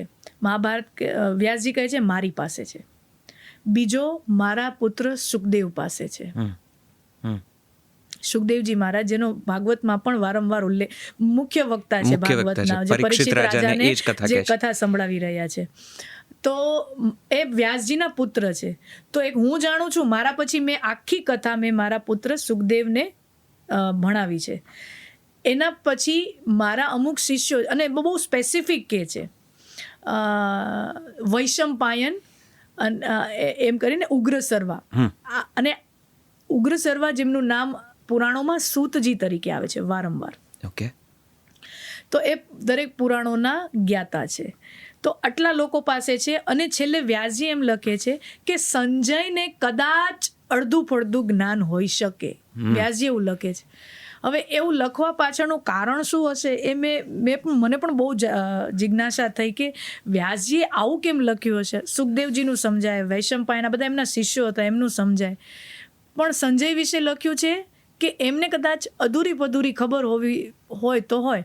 હવે સંજયનું પાત્ર આપણે જાણીએ છીએ, તો આપણે ખબર છે કે એ તો માત્ર ક્યારેક ધૃતરાષ્ટ્રની આજુબાજુ એને સલાહકાર તરીકે હોય છે, અને અથવા તો એક મહાભારતના દર્શન, મતલબ એના બ્રોડકાસ્ટર તરીકે એમની ભૂમિકા હોય છે. એ સિવાય સંજયનું પાત્ર એટલું કોઈ બૃહદ છે નહીં, પણ છતાં વ્યાસજીએ પોતે નોંધેલી આ વાત એ ભાંડારકર પુસ્તકમાં મળે છે. હવે થાય છે એવું કે જ્યારે વ્યાસજીએ 8,800 શ્લોકો આપ્યા, પછી વૈશંપાયને જન્મે જઈને આ મહાભારતની કથા સંભળાવી છે. આપણે જાણીએ છીએ એના વિશે કેટલા આપણા પ્રાદેશિક લોકકથાઓ પણ, આખ્યાનો પણ છે. હવે એવું કહેવાય છે કે વૈશંપાયને જન્મે જઈને કથા સંભળાવી, અને સૂતજીએ 88,000 સૌનકાદી ઋષિમુનિઓને આ મહાભારતની કથા સંભળાવી. ત્યારે આ સંખ્યા 8,800માંથી 24,000 થઈ જાય છે. એટલે આપણે આ વાત ઉપરથી આપણે અનુમાન એવું લગાવી શકીએ કે બાકીનું જે ઉમેરણ છે એ વૈશંપાયનના તરફથી છે, કારણ કે કથાકારને પણ કથામાં ઉમેરો કરવાનો અધિકાર મળે છે. રાઈટ. હે ને? કોઈ કથા જે છે એ તો એ મૂળ પટ, હું જ્યાં સુધી મૂળ કથામાંથી કાંઈ બાદ નથી કરતી ત્યાં સુધી વાંધો નથી. ઉમેરણનું તો બધાને અધિકાર છે.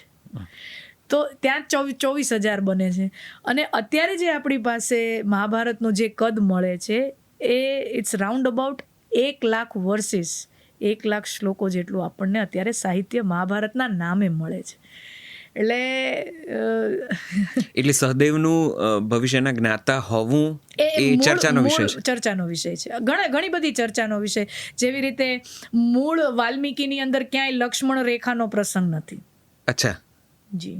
લક્ષ્મણજીએ ક્યાંય રેખા બનાવી હોય અને સીતાજીને કીધું હોય કે તમે આ રેખાની અંદર જ રહો.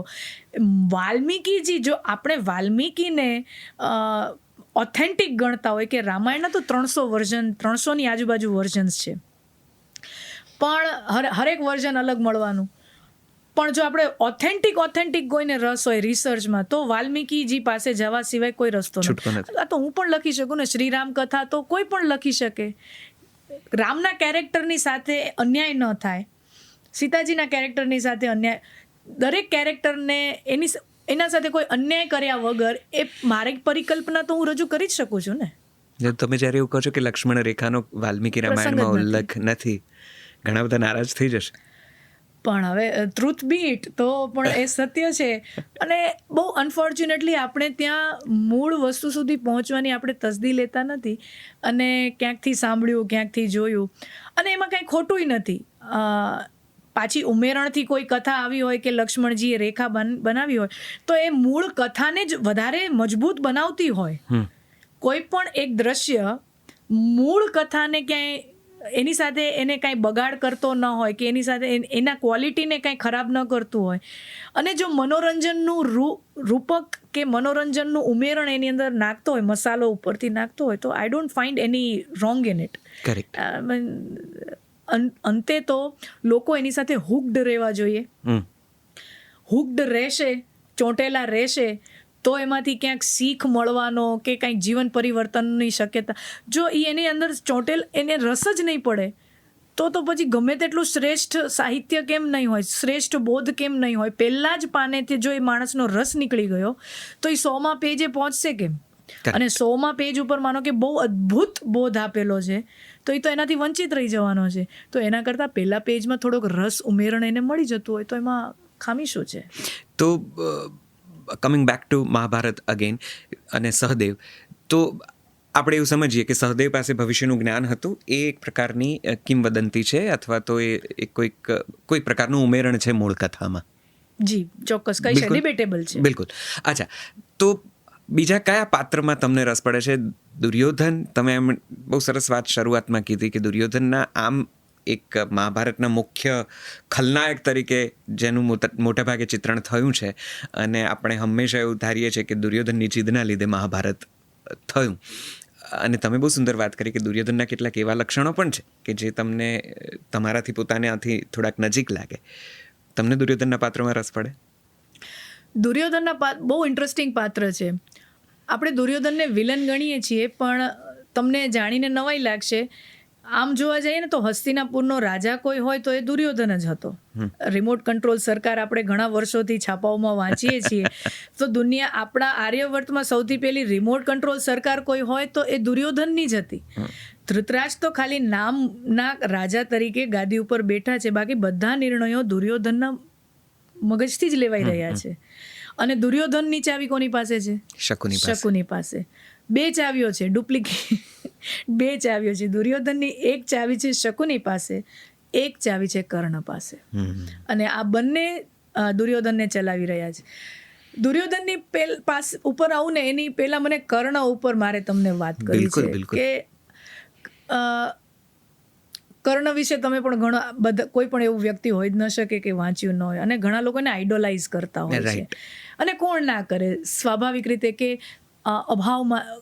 આપણે પણ આ યશસ્વી જયસ્વાલ, આ બધા ક્રિકેટર્સ હોય તો એની સ્ટોરીમાં શું કામ રસ પડે છે કે એક ઝોપડપટ્ટીમાં રહેતો કે પાણીપુરી વેચતો છોકરો કે જે રોજના માનો કે 200 રૂપિયા કમાતો હતો ને અત્યારે એક ઇન્ટરનેશનલ સ્ટાર છે.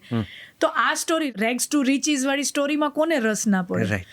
તો કર્ણ પ્રત્યે સહાનુભૂતિ આપણને એટલા માટે થાય છે કે આપણને એમ થાય કે અછતમાં જીવ્યો છે, અભાવમાં જીવ્યો છે, તરછોડાયેલો છે, અન્યાય થતો રહ્યો છે, એના હુનર ઉપર, એના ટેલેન્ટ ઉપર, એના શૌર્ય ઉપર કોઈને રસ નથી, પણ એ કયા વર્ણનો છે, કઈ જાતિનો છે, બસ બધું આવીને અંતે ત્યાં જ આવી રહ્યું છે. જો તમે મૂળ મહાભારતની કથા પર પહોંચો તો તમને ખ્યાલ આવશે કે કર્ણ સાથે જાતિના નામ ઉપર ક્યારેય પણ ભેદભાવ નથી થયો. શું વાત કરો, આ બધા truth bombs you are dropping. હા, કર્ણ સાથે જાતિના નામ, એણે એવું ધારી લીધું છે કે મારી સાથે જાતિના નામ ઉપર અન્યાય થયો છે. હું તમને એક પ્રસંગ વર્ણવી શકું છું, પ્લીઝ. અને મને જો કોઈ સ્વાભાવિક રીતે મને મારો કોઈ અંગત મંતવ્ય લે તો હું દુર્યોધન કરતાં પણ મોટો વિલન કર્ણને ગણું છું મહાભારત યુદ્ધનો. મહાભારત યુદ્ધ કોઈના એક વ્યક્તિના કારણે થયું હોય ને, એ માત્ર ને માત્ર કર્ણ છે. એ દુર્યોધન પણ, શકુની તો બિલકુલ નથી. શકુની તો ઘણી વખત દુર્યોધનને કહે છે, શકુની છે ને ઓમ ચાલબાજ છે, કપટી છે.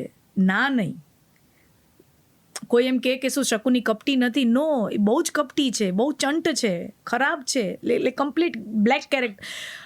અચ્છા, શકુની તો ગ્રે કેરેક્ટર પણ નથી, એ તો કમ્પ્લીટ બ્લેક કેરેક્ટર છે. બધું સાચું, પણ શકુનીને યુદ્ધ લડવામાં કોઈ રસ નથી. તો આખી કથા એટલે આપણે કર્ણને જસ્ટ શકુનીની વાત નીકળી છે, તો એક શકુની માટે હું ખાલી પૂછી રાખું, તમે જ્યારે પણ જવાબ એનો આપવા માંગો તમારા વિસ્તાર પ્રમાણે, કે શકુની માટે એવું કહેવાય છે કે કારણ કે ગાંધારીને ધૃતરાષ્ટ્ર સાથે પરણાવ્યા અને એની અદ્ભુત એક શક્તિશાળી સ્ત્રીને આટલા નબળા પુરુષ સાથે, કદાચ દિવ્યાંગ સાથે પરણાવવામાં આવ્યા, એનો બદલો લેવા માટે શકુની આટલી મોટી મહાભારતને ઈજન આપ્યું કે આમ વિસ્તાર્યું, ને એ કથા પણ એક પેરેલલ ચાલે છે કે મૂળે તો એનો બદલો હતો જે મહાભારત બન્યું. તમે જો મને મૂળ મહાભારત ઉપર પૂછો એને પ્રમાણમાં રાખીને, તો આ વાત ખોટી છે. શકુનીને એવો કોઈ વેર સાથે, કોઈ એવો કૌરવોને ખતમ કરી નાખવા વેર, પણ આ ઠીક છે, એક મનોરંજક કથા બની શકે છે. તો એક શકુનીના કેરેક્ટરને મસાલો આપવા માટે આપણે એમાં કોઈ વાંધો નથી. થાય છે શું, ગાંધારી કેવી રીતે પરણે છે ધૃતરાષ્ટ્ર સાથે? ભીમ, આપણે સૌ જાણીએ છીએ કે ભીમ ગયા છે ભીષ્મ ગયા છે ગાંધાર પ્રદેશના જે રાજા છે સુબલ રાજા, શકુની અને ગાંધારીના ફાધર સુબલ રાજા, અને પ્રસ્તાવ મૂકે છે. હવે તમે ઓરા જો, એ ભીષ્મ એવા વ્યક્તિ છે કે જ્યાં આમ ચાલ્યા જાય ને તો લોકોના દિલ થડથડી જાય, એવું તો એમનો ઓરા પર્સોના છે. અને ભીષ્મ આવીને પોતાના એવા ભીષણ સ્વરમાં વ્યાસજી સુંદર વર્ણન કરે છે. સુબલ રાજાને પ્રસ્તાવ મૂકે છે કે હું હસ્તિનાપુરથી આવ્યો છું, ભીષ્મ છું, અને તમારી પુત્રી ગાંધારી વિશેના મેં ઘણું સાંભળ્યું છે, અને તમારી પુત્રી ગાંધારી માટે હું ધૃતરાષ્ટ્રનો પ્રસ્તાવ લઈને આવ્યો છું.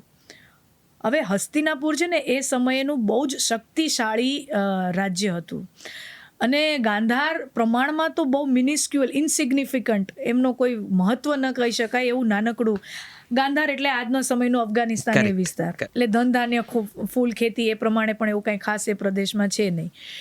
તો એ હિસાબે આર્થિક રીતે, મિલિટરીની દ્રષ્ટિએ, સૈન્ય દ્રષ્ટિએ બધી રીતે નબળું રાષ્ટ્ર છે ગાંધાર. અને હસ્તિનાપુરના એમાંય ભીષ્મ આવીને પ્રસ્તાવ મૂકે છે, સુબલ ના પાડી શકતા નથી. ગાંધારીની સામું જુએ છે, અને ગાંધારી અત્યંત સ્વરૂપવાન સ્ત્રીનું વર્ણન બતાવ્યું છે વ્યાસજીએ. ગાંધારી છે પોતાના પિતાની અસમંજસને પારખી જાય છે કે મારા પિતા અત્યારે ધર્મ સંકટમાં મુકાયા છે, મારા પિતાની લાગણી છે કે હું એ અંધ ધૃતરાષ્ટ્રને ન પરણું, પણ મારા પિતા ભીષ્મને ના પાડી શકવાની સ્થિતિમાં નથી. એટલે ગાંધારી પોતે સમજી લો, એને પોતે જતું કર્યું છે અને પોતે તૈયાર થયા છે. ગાંધારી ઉપર કોઈ સુબલે પણ દબાણ કર્યું નથી, ભીષ્મએ ખાલી પ્રસ્તાવ મૂક્યો છે. ભીષ્મએ અપહરણ કર્યું હતું, અંબિકા એનું અપહરણ કરી લાવ્યા છે.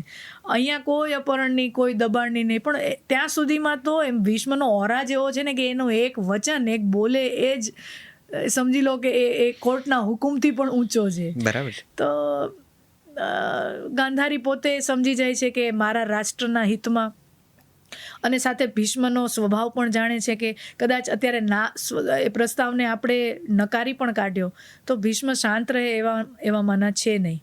તો એમના નકારાત્મક પરિણામ આવી શકે છે, નેગેટિવ કોન્સિક્વન્સીસ આવી શકે છે. તો ગાંધારીએ બહુ કેલ્ક્યુલેટેડ ડિસિઝન લીધું છે, અને એને નક્કી કર્યું કે વાંધો નહીં, અને પછી આંખમાં પટ્ટી બાંધવાની ને જે આખી પ્રસંગ જે છે. રાઈટ.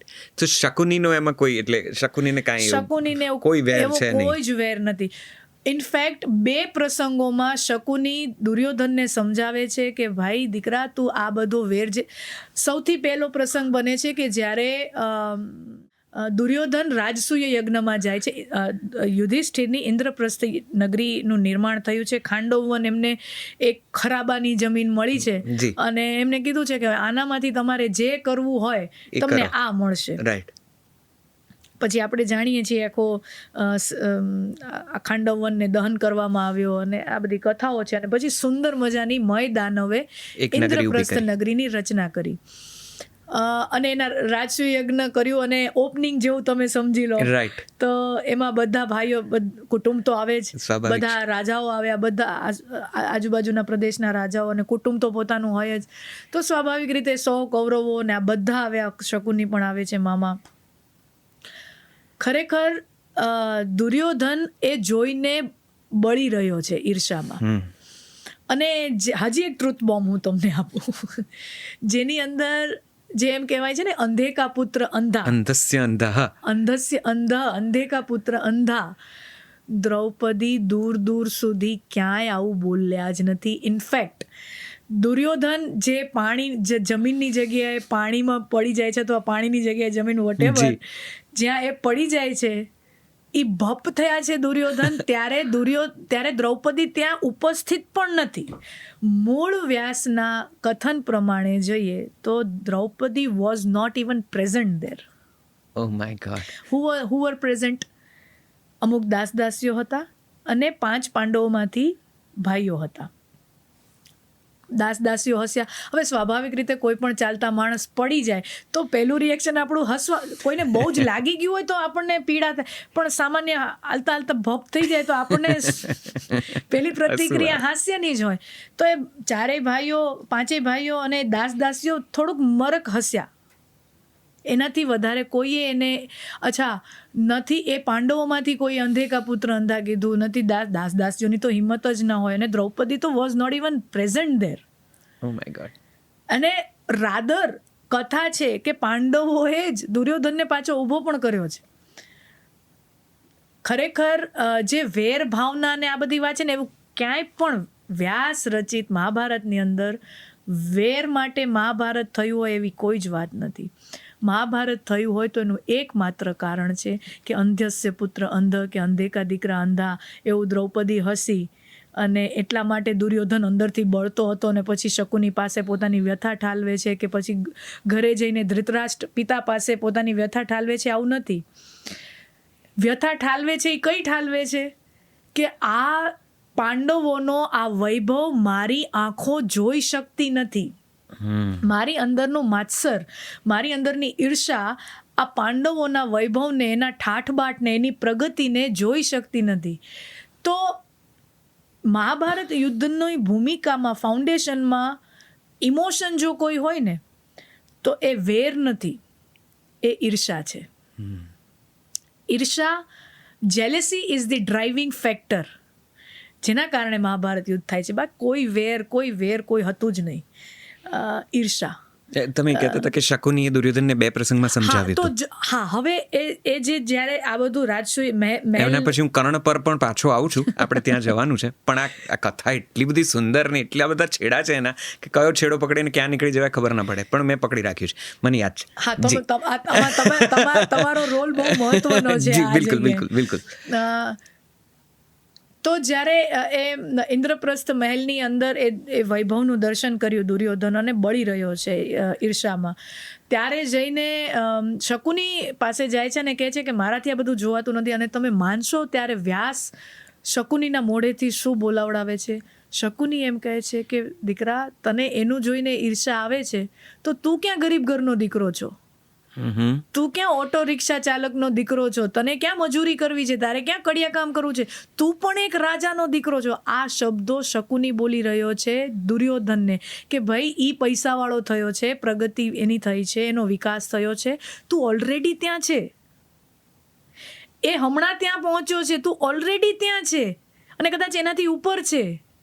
એનું નવું રાજ્ય છે, નવું લશ્કર છે, નવી સૈન્ય છે, એક ફેન્સી મહેલ બનાવ્યો છે. પણ તારી પાસે જે વર્ષોની લેગસી છે, હેરિટેજ છે, એવો હેરિટેજ એની પાસે નથી. શકુની એને સમજાવે છે કે તારી પાસે એની ઈર્ષા માટેનું કોઈ પણ કારણ નથી. શકુની સમજાવે છે. અને છતાંય, અને ત્યારે દુર્યોધન કહે છે કે મામા, મને તમારી એક પણ વાત ગળે ઉતરતી નથી, હું તો મરી જઈશ. આ દુર્યોધન ચોખ્ખું લખે છે, આ ઈર્ષામાં ને ઈર્ષામાં હું મરી જઈશ. શકુની પહેલી વખત અત્યારે સમજાવે છે. બીજી વખત જ્યારે શ્રી કૃષ્ણ સંધિ પ્રસ્તાવ લઈને આવે છે ને આ બધું વાતાવરણ બને છે, અને પછી ઓફકોર્સ ચર્ચા તો થતી જ રહેતી હોય દરેક છાવણીમાં. અને શકુની, ધૃતરાષ્ટ્ર બંને યુદ્ધના પક્ષે નથી, કારણ કે બંનેને ખબર છે કે દુર્યોધન છે એ કર્ણના ખભા ઉપર બંદૂક લઈને, મતલબ કર્ણના સહારે આ યુદ્ધ લડવા જઈ રહ્યો છે. પણ કર્ણ એ ડિપેન્ડેબલ કેરેક્ટર નથી. આના ઉપર આ વાક્યને પકડજો, તમને પૂછજો કે why I am saying Karna dependable character. બિલકુલ. આ શકુનીની વાત પતાવીને હું પાછો કર્ણ પર આવું જ છું. હા, આ આ સ્ટેટમેન્ટ આપણે વિસ્તારથી સમજશું. કર્ણ ડિપેન્ડેબલ કેરેક્ટર નથી, આ વાત ભીષ્મ પણ કહે છે, શકુની પણ કહે છે. અને દુર્યોધનનો મહાભારત યુદ્ધ મતલબ એ યુદ્ધની અંદર ઇન્વોલ્વ થવાનો એક જ માત્ર સપોર્ટ સિસ્ટમ છે અને એ છે કર્ણ. બીજા કોઈના સહારે, એ કોઈ ભીષ્મ પિતામાના સપોર્ટના આશરે કે દ્રોણ, કારણ કે એને તો ખબર છે દ્રોણ, ભીષ્મ, કૃપાચાર્ય બધાનો સોફ્ટ કોર્નર પાંડવો પાસે છે. રાઈટ. એમનું દિલ ત્યાં છે, શરીરથી મારી પાસે છે. એક કર્ણના આધારે યુદ્ધ લડવા જઈ રહ્યો છે. તો ત્યારે શકુની વળી પાછો સમજાવે છે દુર્યોધનને કે આપણે જો આ બધું વાટાઘાટામાં થઈ જતું હોય તો we should not mind it. Like આ યુદ્ધ એ કોઈ સમજદાર વ્યક્તિનો રસ્તો નથી. અને તમે હંમેશા જોયું હશે, જે વ્યક્તિ જ્યારે શકુની બૌદ્ધિક રીતે તો બહુ જ શાતિર છે, ચતુર છે. કોઈ પણ ચતુર માણસ છે ને કોઈ પણ ફિઝિકલ યુદ્ધમાં ઇન્વોલ્વ થવા માંગતો જ ના હોય ક્યારેય પણ. એ જ્યાં સુધી મગજની શતરંજોથી કે મગજના દાવપેચથી કામ લઈ શકે, એ લોકોને ક્યારેય પણ બાહુબળમાં રસ હોતો નથી. શકુની ત્યારે પણ એને વળી પાછો યુદ્ધ ન કરવા માટે, શાંતિ પ્રસ્તાવ સ્વીકારવા માટે ત્યારે પણ પ્રેરે છે. બટ દુર્યોધન એ કોઈનું સાંભળતો નથી. And inevitable happens. મહાભારતનું યુદ્ધ ઇનેવિટેબલ હતું, રોકી શકાય એવું હતું જ નહીં. And eventually it happens. So Duryodhan પર આપણે ગયા અને ત્યાંથી આપણે કર્ણ તરફ ગયા અને તમે કીધું કે કર્ણ કદાચ દુર્યોધનથી મોટો વિલન છે અને એને જાતિગત એની અવગણના થઈ ગઈ કે એની ઉપર ટીકા ટિપ્પણી થઈ એવું કશું મૂળ વ્યાસ રચિત મહાભારતમાં નથી. ઇનફેક્ટ એને ઘણું બધું પ્રોત્સાહન પણ મળ્યું છે, પણ એને મનમાં એવું કંઈક હતું કે એણે એવું કદાચ એ રીતે ઘડી નાખ્યું કે હું કારણ કે અમુક વર્ગમાંથી આવું છું કે અમુક જાતિમાંથી આવું છું એટલે મને જોઈએ એવી ટ્રીટમેન્ટ મળતી નથી. કર્ણ કદાચ મહાભારતના યુદ્ધનો મોટો જનક છે એવું. વ્યાસજી છે ને મહાભારતની શરૂઆત કરે છે ને તો એના સૌથી પહેલા જ આદિ પર્વમાં વ્યાસજી બહુ એક સુંદર વાત લખે છે કે દુર્યોધન નામનું એક અધર્મનું વૃક્ષ છે. દુર્યોધનો મન્યુમયો દ્રુમ. તો દુર્યોધન નામનું, દ્રુમ એટલે વૃક્ષ, દુર્યોધન નામનું અધર્મનું એક વૃક્ષ છે. એનું થડ છે, એનું સ્કંદ મતલબ એનું થડ છે એ કર્ણ છે. વૃક્ષ અધર્મનું વૃક્ષ છે, એનું સ્કંદ માને થડ કર્ણ હે. એની શાખાઓ શકુની તસ્ય શાખા, જે એની જે શાખાઓ છે એ શકુની છે. અને દુશાસન ને અમુક કૌરવ ભાઈઓ એ શાખા ઉપર લાગેલા ફળ અને ફૂલ છે. એના મૂળિયા ધૃતરાષ્ટ્ર છે. તો હું માનું છું આખા મહાભારતમાં સૌથી ખરાબ પાત્ર જો કોઈને આપણે ગણવા જોઈએ તો એમાં સૌથી પહેલો નંબર આવે ધૃતરાષ્ટ્રનો. શકુનીનો પણ નહીં, ધૃતરાષ્ટ્ર. દુર્યોધન છે ને એની ખાસિયત અને એની એક સારી વાત શું છે ખબર છે? દુર્યોધન જેવો છે ને એવો દેખાય છે. દુર્યોધને ક્યારેય હી હેઝ નેવર બીન હિપોક્રેટ. એને ક્યારેય ડોળ કર્યો નથી, ક્યારેય ઢોંગ કર્યો નથી. હું આવો છું પણ છતાંય દેખાવું સારો એવો એને ક્યારેય આડંબર રચ્યો નથી. જેવો છે હું આવો છું તો હું આવો છું. ન જાનામી ધર્મમ ન ચ મે પ્રવૃત્તિ, ન જાનામી અધર્મમ ન ચ મે નિવૃત્તિ. આ પણ દુર્યોધનના મુખે વ્યાસ રચિત મૂળમાં નથી પણ એના નામે ચલાવાયેલો શ્લોક છે કે ધર્મ શું છે અધર્મ શું છે મને ખબર છે પણ હું એવું કરી જ નથી શકતો. એવું દુર્યોધન પોતે કહે છે. પણ દુર્યોધનની સારી વાત એ છે કે એ જેવો છે ને એવો દુનિયાની સામે પ્રસ્તુત થાય છે. ધૃતરાષ્ટ્ર દુનિયાની સામે હંમેશા સારો પ્રસ્તુત થતો આવ્યો છે, પણ અંદરથી એ બહુ જ એની અંદર કચરો ભરેલો છે. આ પાત્રની અંદર, એના હૃદયની અંદર.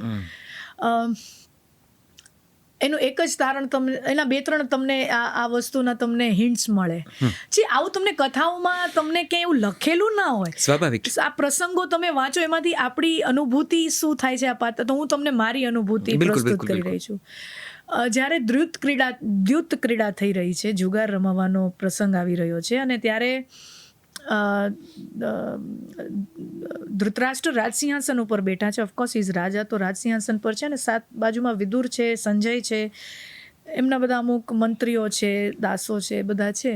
તો ધૃતરાષ્ટ્રના 2-3 પ્રસંગો છે એવા જ્યાં એવી 2-3 કથાઓ અંદરથી મળે છે જ્યાં તમને એમ થાય કે ધૃતરાષ્ટ્ર બહુ હિપોક્રેટ છે, બહુ ઢોંગી છે, એનાની અંદર ખૂબ આડંબર ભરેલું છે, થોડા હાર્શ વર્ડ્સ છે, પણ હવે કેરેક્ટર એવું છે તો એના માટે આપણે કંઈ સારા શબ્દો ક્યાંથી લાવી શકીએ, પણ it is what it is. તો હવે થાય છે એવું, આ કથા તમે દ્યુત ક્રીડાવાળી જ્યાં જુગાર રમાઈ રહ્યો છે, હવે ધૃતરાષ્ટ્ર તો અંધ છે અને રાજાની ગાદીએ બેઠા છે, બાજુમાં વિદુર છે, સંજય છે, બીજા દાસ દાસીઓ છે, કૃપાચાર્ય, દ્રોણાચાર્ય, ભીષ્મ પાસે તો ધૃતરાષ્ટ્ર તો હંમેશા ડરતો જ આવ્યો છે, એટલે તો કોઈ એની જીભ ખુલે નહીં, પણ એમના સાથીદારો ઉપર રોફ જવા એવું કેરેક્ટર છે, આપણે જાણીએ. તો વારંવાર એ સંજયને પૂછે છે, દાવ લગા, ક્યાં લગા, જીતે નહીં જીતે, દાવ લાગ્યા, શું દાવ લગાવ્યો? તમે સમજો છો, એને વારંવાર જીત્યા. આની તો તમને દેખાય છે જેટલી લાલચ કે લોભ કે મોહ દુર્યોધનને એક દાવ જીતવામાં નથી ને એના કરતાં અનેક ગણો એ રાજ સિંહાસન ઉપર બેઠેલા ધૃતરાષ્ટ્રની અંદર છે.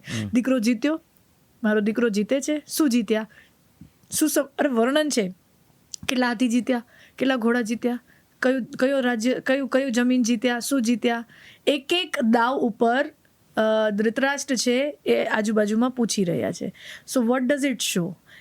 એ ધૃતરાષ્ટ્રની અંદરનો એક પ્રકારનો સેડિસ્ટિક પ્લેઝર, જેને હવે આના માટેનો ગુજરાતી શબ્દ મારે, સેડિસ્ટિક પ્લેઝર કોને કહેવાય કે બીજાના નુકસાનમાં જેને આનંદ આવતો હોય એને સેડિસ્ટિક પ્લેઝર કહેતા હોય છે. તો એને પાંડવોને હારતા જોઈ શકતા નથી, પણ છતાંય એને જોવાનો જે આનંદ હતો એ અન્ય બીજા કોઈને નથી, એટલો ધૃતરાષ્ટ્રને છે. એ માત્ર પુત્ર મોહથી પીડિત છે. હંમેશા નૈષદજી, કોઈ પણ માણસ જ્યારે પોતાની અંદર પોતે ઇન્સિક્યોર હોય ને, અસુરક્ષિત હોય, એને હંમેશા એમ લાગે, એને બીજાથી ભય બહુ લાગે.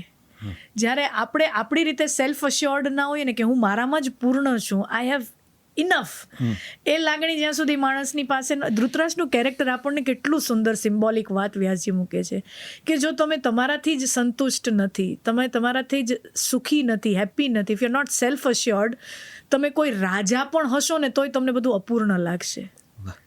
અને જો તમે સેલ્ફ અશ્યોર્ડ હશો તો માની શકે એક દાસ દાસી હોય એને પણ જીવનનો આનંદ, ધૃતરાષ્ટ્રને જીવનનો કોઈ આનંદ મળ્યો હોય એવી કોઈ પણ કથામાં, એક પણ પ્રસંગમાં એવું નથી કે ધૃતરાષ્ટ્રે જીવનનો આનંદ લીધો હોય. રાજા હતો, વૈભવ હતો, એને ક્યાંય યુદ્ધ લડવા જવું નહોતું, પર્સનલી એને તો કોઈ સંઘર્ષ હતો નહીં, ક્યાંય જાય તો દીકરાઓ જાય, અથવા ભીષ્મ પિતામહ કેટલા બધા, એમને તો સ્ટીલ વોર્ડ્સ બધા, સ્ટોલ વોર્ડ્સ બધા હતા. Dhritarashtra was not a happy man, and his unhappiness, his self inefficiency, insignificant, હું અંધ છું, બિચારો છું, આ બધી વસ્તુના લીધે મને લાગે છે કે એની અંદર નકારાત્મકતા બહુ હાવી થઈ ગઈ છે આ કેરેક્ટર ઉપર. તો પુત્ર મોહ તો છે જ, કે અને પુત્ર મોહ તો કોને નથી હોતો, એવો તો કોઈ પણ સંસારમાં વ્યક્તિનો જેને પુત્ર મોહ is one of the factors, પણ મૂળ જે છે ને એને પોતાનું અસુરક્ષા, ધૃતરાષ્ટ્ર ઇઝ વેરી ઇન્સિક્યોર્ડ કેરેક્ટર. બરાબર છે. તો એક ધૃતરાષ્ટ્રના પાત્રને તમે જરા વ્યાખ્યાયિત કર્યું. બીજી વખત અચ્છા, મારે હજી એડ કરવું છે, ત્યારે દ્યુત ક્રીડામાં આ થયું. બીજી અચ્છા, જેવો છે એવો દેખાતો નથી, હું વાત એ કરી રહી છું. બીજો પ્રસંગ બને છે, આપણે જાણીએ છીએ કે ભીમને બહુ ભેટવા માટે જાય છે, આવ મારા દીકરા ભીમ, તો એ દર્શાવે છે પ્રેમ, કે તું મારો દીકરો છો, હું તને પ્યાર કરું છું, પ્રેમ કરું છું, એમ કરીને આલિંગન આપવા જાય છે. પણ આપણે જાણીએ છીએ કે ધૃતરાષ્ટ્રની અંદર ધૃતરાષ્ટ્રની ભુજાઓમાં 100 હાથીઓનું બળ છે. એ ભેટવા તો જાય છે, પણ એ ભેટવા નહીં, એ ભીષ્મને મસળવા જાય છે, ખતમ કરવા, એને દબાવીને મસળીને એનું મૃત્યુ એને કરવું છે. અને ત્યાં તો શ્રી કૃષ્ણએ એક મૂર્તિ ત્યાં ઉપસ્થિત કરી છે ભીમની જગ્યાએ, અને ભીમને કીધું તું થોડીક વાર આમ પાછળ જો, વેઇટ એન્ડ વોચ શું થાય છે. અને આપણે જાણીએ છીએ કે ભીષ્મએ એવો આલિંગનમાં એ મૂર્તિને લીધી, અને એ મૂર્તિ એટલી કઠણ ચકનાચૂર થઈ જાય છે. તો આ પણ શું દર્શાવી રહ્યો છે ધૃતરાષ્ટ્ર પ્રેમ, પણ એનો હેતુ જે છે, he has not good intentions. मन में राम बगल में छुरी. हाँ, तो धृतराष्ट्र इज अ वेरी, वो बोलते ना कि जो ऐसे लोगों से दूर रहना चाहिए, तो Dhritarashtra is that kind of a character. Duryodhana तो दिखता है, वो दिख रहा है कि वो ऐसा है. કર્ણ ઉપર આપણે વાત કરતા હતા પાછા, સો કર્ણને પણ આપ, અને તમે એક બહુ સ્ટેટમેન્ટ કીધું જે કદાચ અચ્છા ચલો આપણે કર્ણના ગ્રોઈંગ યર્સથી જ આપણે ચાલુ Right. કરીએ, એટલે ફ્રોમ ગ્રોઈંગ યર્સ ટુ આપણે ઈ જ્યારે એન્ડ યુદ્ધમાં હી ઇઝ ઇન્વોલ્વ નોટ થાય છે. Dependable person. Is not at all a dependable Yes, person. Karna. આ એક જવાબ. અને બીજો, હંમેશા કહેતા હોય છે ને ઘણા કવિઓ, લેખકો કલ્પનાના રંગો ઉમેરતા હોય છે, તો એમ કહેતા હોય છે કે કર્ણ જે છે એ અર્જુન કરતાં પણ વધારે શક્તિશાળી હતો. આ તો એને કવચ કુંડળ દાનમાં આપી દીધા ના હા, હતા. કારણ કે આ પણ એક પ્રકારની એક મનગણંત વાત છે. અને હું એ તથ્યો સાથે મહાભારતના જ પ્રસંગોમાંથી તથ્યો સાથે હું આ વાતને એવિડન્સ તરીકે પુરવાર કરીશ, આ બંને વસ્તુ. તો હવે અચ્છા, કર્ણનો જન્મ થયો એ તો બહુ એક આપણે જાણીએ છીએ કે એક બહુ અપૂર્વ ઘટના કહી શકાય એ ટાઈપની હતી, કે એક કુંવારી સ્ત્રી માતા બને છે. જેમ તમે કહો છો ને જે મહાભારતમાં છે એ જ બધે છે. તો અત્યારે શું જોઈ રહ્યા છીએ, તો એ વ્યાસજી આનું પણ નિરૂપણ કરતા ચૂકતા નથી. એ કુંવારી સ્ત્રી માતા બને છે. પછી એમને ગંગાજીમાં પધરાવી દેવામાં આવ્યા છે, અને છતાં એમનું પાલન પોષણ થઈ ગયું છે, અને એ બધી વાતો છે. અને પછી એને સૂતપુત્ર કહીને દ્રોણાચાર્ય એને શિક્ષા આપતા નથી, અને પછી એને પરશુરામ પાસે જવું પડે છે, અને પછી પરશુરામ પણ એમને શ્રાપ આપે છે, અને આ બધી કથાઓ જાણીએ છીએ. અને એની અંદર હંમેશા આપણે એ ઉમેરણ નાખતા હોઈએ છીએ કે આ બધું થવાની પાછળ કર્ણની જાતિ છે. તો કર્ણ જે બે ગુરુ પાસેથી શિક્ષા લે છે, દ્રોણાચાર્ય અને પરશુરામ, અને બંને પાસેથી શિક્ષા મળી શકતી નથી, અથવા તો અધૂરી મળે છે. અને સ્વાભાવિક રીતે પછી કવિઓ, લેખકો એને કલ્પનાના રંગો એમ ઉમેરે છે કે આ બધાની પાછળ એની જાતિ જવાબદાર છે. બિકોઝ હી વોઝ અ સૂત પુત્ર, એટલા માટે દ્રોણાચાર્ય કે પરશુરામ એમને પૂર્ણ વિદ્યા શીખવાડવા માટે તૈયાર થતા નથી. પણ આ બહુ જ ખોટી અઝમ્પશન કહેવાશે, ધારણા કહેવાશે, જો આવું આપણે માનીએ તો. કારણ કે જ્યારે 5 પાંડવો છે, 100 કૌરવો છે, એ જ્યારે દ્રોણાચાર્યની સ્કૂલમાં, ગુરુકુળમાં ભરતી થયા છે વિદ્યા માટે, કર્ણ પણ ત્યાં છે. અને કર્ણ હંમેશાથી અર્જુનને પોતાનો પ્રતિસ્પર્ધી માની રહ્યો છે. અને કર્ણ જુએ છે કે દ્રોણાચાર્યને, ગુરુ દ્રોણને અર્જુન પ્રત્યે એક વધારે જ ખેંચાવ છે, એક વધારે જ લાગણી વધારે છે. તો અને કર્ણને અર્જુન પ્રત્યે ઈર્ષાનું કારણ પણ એ છે, કારણ કે જે સ્કિલ સેટ છે એ સેમ છે. ભીમ છે તો ગદાધારી છે, ઇવન બીજા બધા પણ પોતપોતાના એક અલગ અલગ અસ્ત્ર શસ્ત્રના નિપુણ છે. તો હંમેશા માણસને પોતાનો સ્કિલ સેટનો બરાબરનો મળે ને, ત્યારે હંમેશા ઈર્ષા જન્મતી હોય છે. તો કથાઓ છે કે વ્યાસ રચિત મૂળ મહાભારતમાં એવું છે કે કર્ણ જે દ્રોણાચાર્ય જે વિદ્યાઓ શીખવી રહ્યા છે એનાથી સંતુષ્ટ નથી, એનામાં જિજ્ઞાસા બહુ છે, એને વધારે જોઈએ છે, હજી મને આપો. એને કદાચ ગુરુ દ્રોણની સ્પેસ પણ ઓછી પડે છે, એમ થાય, because he was a very fast learner. હજી એની ભૂખ બહુ છે શીખવા માટેની. ગુરુ દ્રોણાચાર્ય પાસે જાય છે અને કહે છે કે મને બ્રહ્માસ્ત્રની વિદ્યા શીખવાડો. અને આપણે જાણીએ છીએ કે આપણા જેટલા પણ એ સમયના ગુરુઓ હતા કે વિદ્યાનું દાન આપનારા હતા, એ હંમેશા લાયકાત અને પાત્રતા જોઈને, જ્યાં સુધી એમને ખાતરી ન થાય, એમને હૃદયમાં એમ ના થાય કે ના આ વિદ્યાનો એ દુરુપયોગ નહીં કરે, ત્યાં સુધી ન શીખવતા.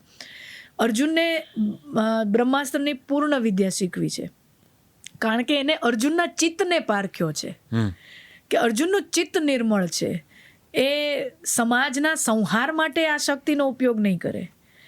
ગુરુ દ્રોણે પોતાના દીકરા અશ્વત્થામાને પણ સંપૂર્ણ બ્રહ્માસ્ત્ર નથી શીખવ્યું. હવે એ તો એનો દીકરો છે, અને એનો વહાલો દીકરો છે. અશ્વત્થામા હતઃ, જેની એક અફવા ઉપર એને હથિયાર ઢાળી દીધા છે, એટલો વહાલો દીકરો અશ્વત્થામા છે.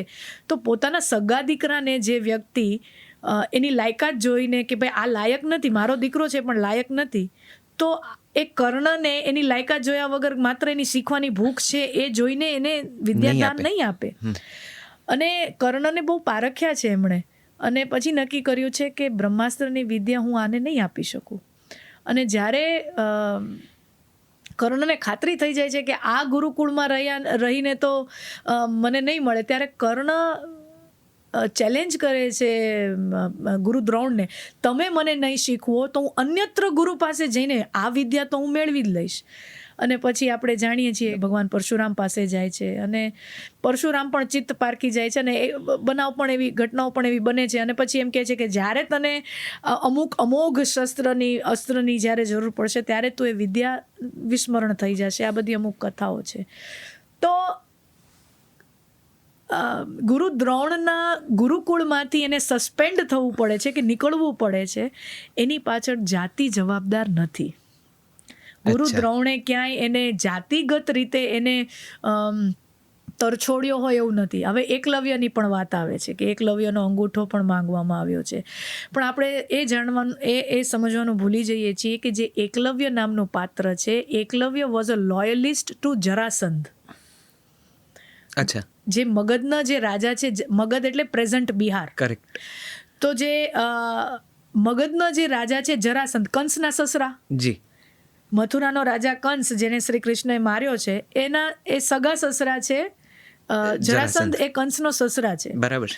અને જરાસંધ અને શ્રી કૃષ્ણને બનતું નથી, ઓબ્વિયસલી, બીકોઝ મારા જમાઈને માર્યો છે અને એના કારણે રણછોડ બનવું પડે છે. આ બધા કથાઓ ઇન્ટરકનેક્ટેડ છે. રાઈટ.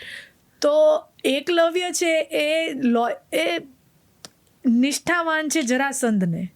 તો આ બધી વસ્તુ હંમેશા છે ને, જેટલું જેવી રીતે આપણે ધારણાઓ બાંધી લેતા હોઈએ છીએ, હંમેશા એ જવાબો સાચા નથી પણ હોતા. હરેક કેરેક્ટર કોની સાથે સંલગ્ન છે, અને એ પછી વિદ્યાદાતાની તો પોતાની સ્વતંત્રતા હોય ને. તો આ એકલવ્યનો પ્રસંગ મૂળ મહાભારતમાં વ્યાસ રચિત એમાં પ્રસંગ તો છે. તો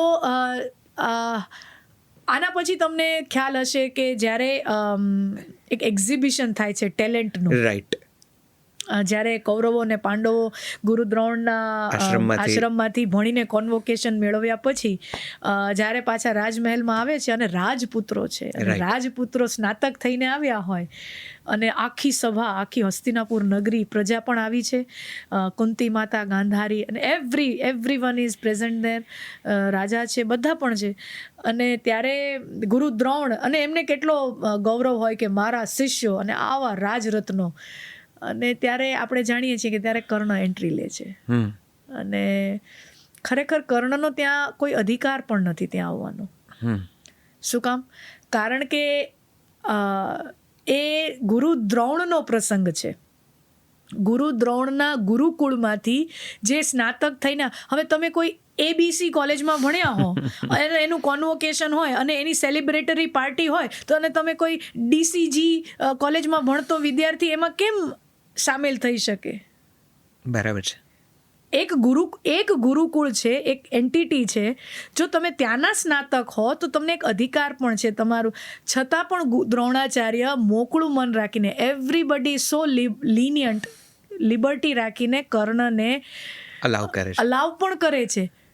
ઉપરથી કર્ણની માંગણી જુઓ કે નહીં, મને દ્વંદ્વ જોઈએ છે, I am asking for a dual battle, અને મને અર્જુન સાથે દ્વંદ્વ જોઈએ છે.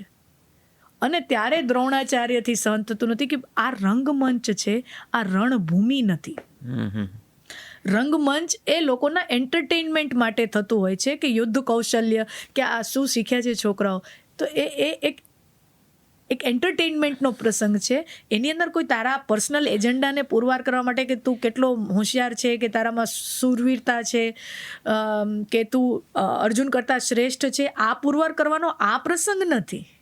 આ હસી મજાકનો એક ફેમિલી પારિવારિક માહોલ છે. તો વાતો અલગ હોય છે, આપણે એને પકડતા અલગ રીતે હોય છે. તો ત્યારે પણ એને ત્યારે પણ એમ માનવામાં આવે છે કે એની જાતિ સૂતની લોકો અઝ્યુમ કરે છે, એટલા માટે એને અલાવ કરવામાં આવતો નથી. ખરેખર એની જાતિના કારણે નહીં, એની માગણી જ અયોગ્ય હતી, એના કારણે એને રોકવામાં આવે છે. આ જ પ્રસંગ બને છે વળી સૂતમ ન વર્યામી.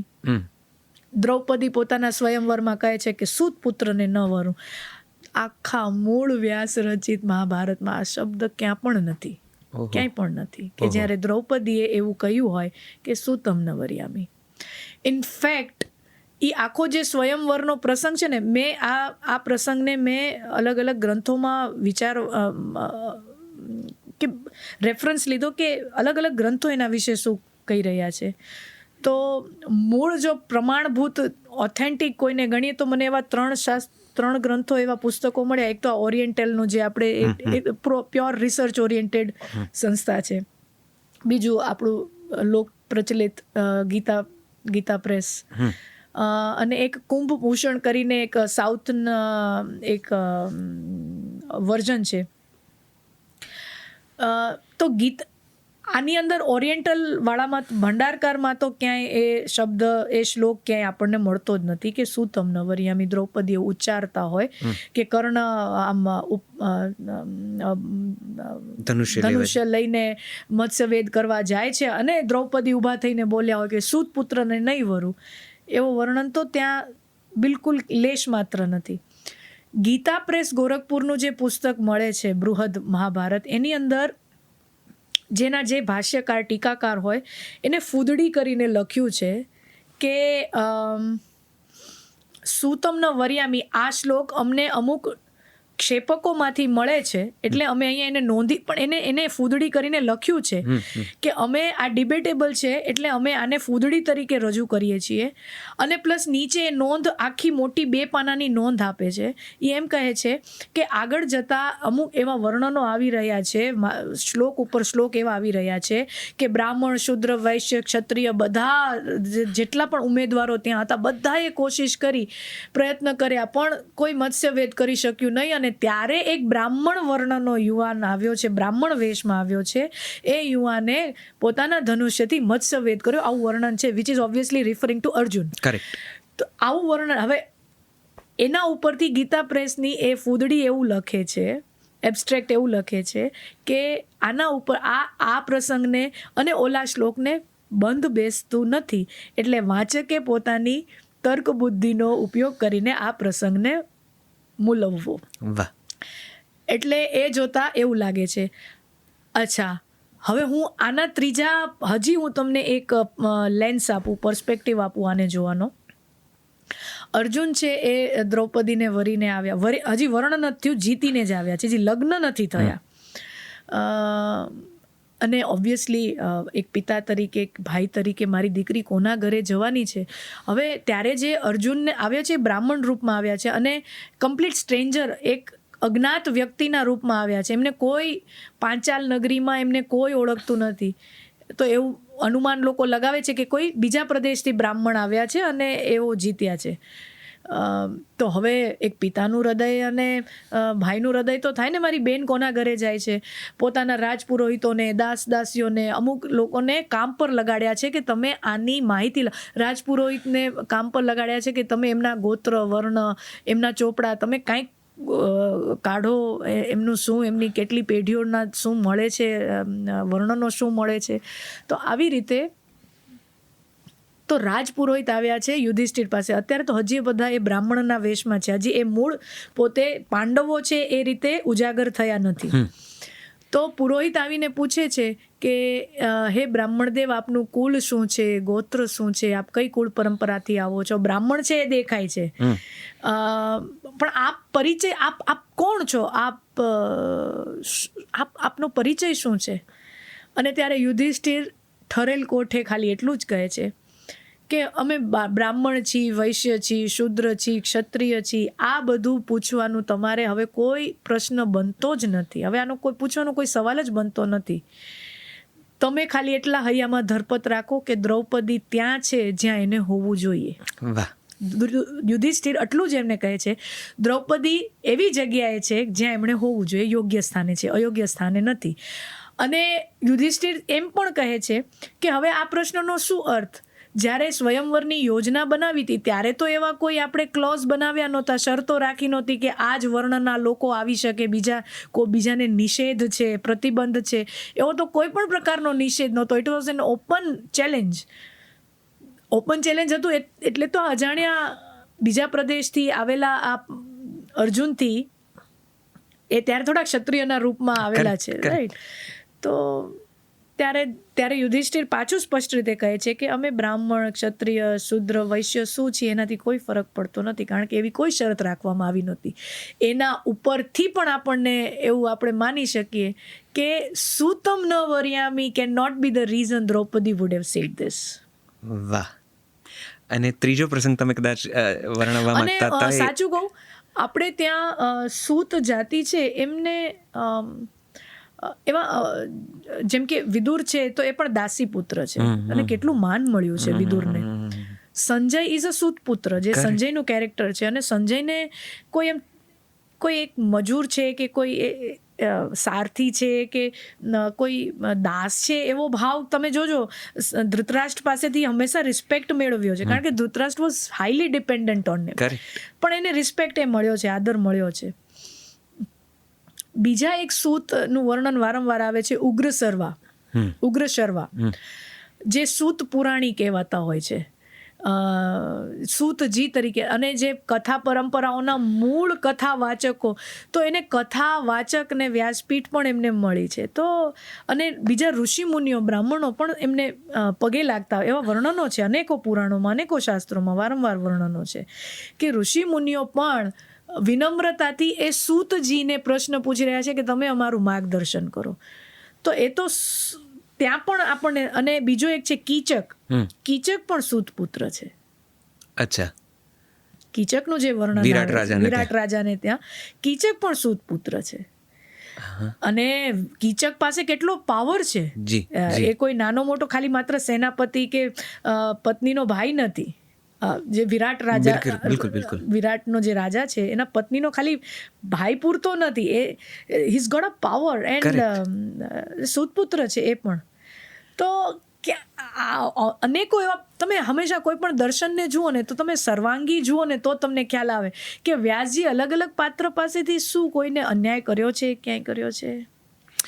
એટલે જે કર્ણ માટે જે મૂળ સહાનુભૂતિ છે કે અમુક જાતિ, અમુક વર્ગમાંથી આવતા હતા અને એટલા માટે એમને જોઈએ એવી ટ્રીટમેન્ટ ન મળી, એ બિલકુલ નિરાધાર છે. એ નબળા બેકગ્રાઉન્ડમાંથી જરૂર આવે છે, અભાવવાળા ડિપ્રાઇવ્ડ બેકગ્રાઉન્ડ. આ બધા રાજપુરુષો છે, તો સામાન્ય રીતે રાજપુરુષો પાસે વૈભવ, પૈસા, સામર્થ્ય અને એનું ઇન્ફ્લુઅન્સ, એ બધું ઓફકોર્સ કર્ણ પાસે બાળપણથી નહોતું. એ વાત બરાબર, એ સ્વીકાર્ય છે. પણ જાતિને લઈને કોઈ એને ક્યાંય રોકવામાં આવ્યો હોય એવું ક્યાંય. અચ્છા, હું જે તમને વાત કરતી હતી કે જે 3 ગ્રંથો છે એમાં જે ત્રીજેનું કુંભભૂષણ કરીને એક ગ્રંથ છે, મહાભારત ઉપર ટીકા છે, એની અંદર તો એવું લખ્યું છે કે કર્ણએ પણ એ મત્સ્યવેદ કરવાનો પ્રયત્ન કર્યો, પણ કર્ણ બહુ જ ખરાબ રીતે એમાં નિષ્ફળ જાય છે. તો એ મહાભારત એ સંસ્કરણમાં તો ત્યાં સુધી એ ટીકાકાર લખે છે. તો I mean it has got. અને પછી તો પેલા જે આખું એક્ઝિબિશન ટેલેન્ટનું થયું એમાં તો એમને દ્વંદ્વ ન મળ્યું, પણ રાજ મળ્યું. દુર્યોધને એને રાજપાટ આપ્યું ને અંગ પ્રદેશ એમને આપવામાં આવ્યો. અને પછીથી એક પ્રસંગ પેલા કવચ અને કુંડળ વાળો, એ પણ તમે કહેતા હતા કે એ પણ કદાચ મૂળ મહાભારત. દાનવીર ખરા. So like he was a very benevolent man, દિલનો બહુ દિલદાર વ્યક્તિ છે. પણ સી એવું પણ હોઈ શકે ને કે હું અમુક મારી અંદર સદગુણો હોય ને અમુક દુર્ગુણો પણ હોય. સદગુણો એવા હોય કે દુનિયામાં કોઈની પાસે ન હોય, પણ દુર્ગુણો એવા હોય કે દુનિયામાં કોઈની પાસે, હું બેયનો ધણી હોઈ શકું. હે ને?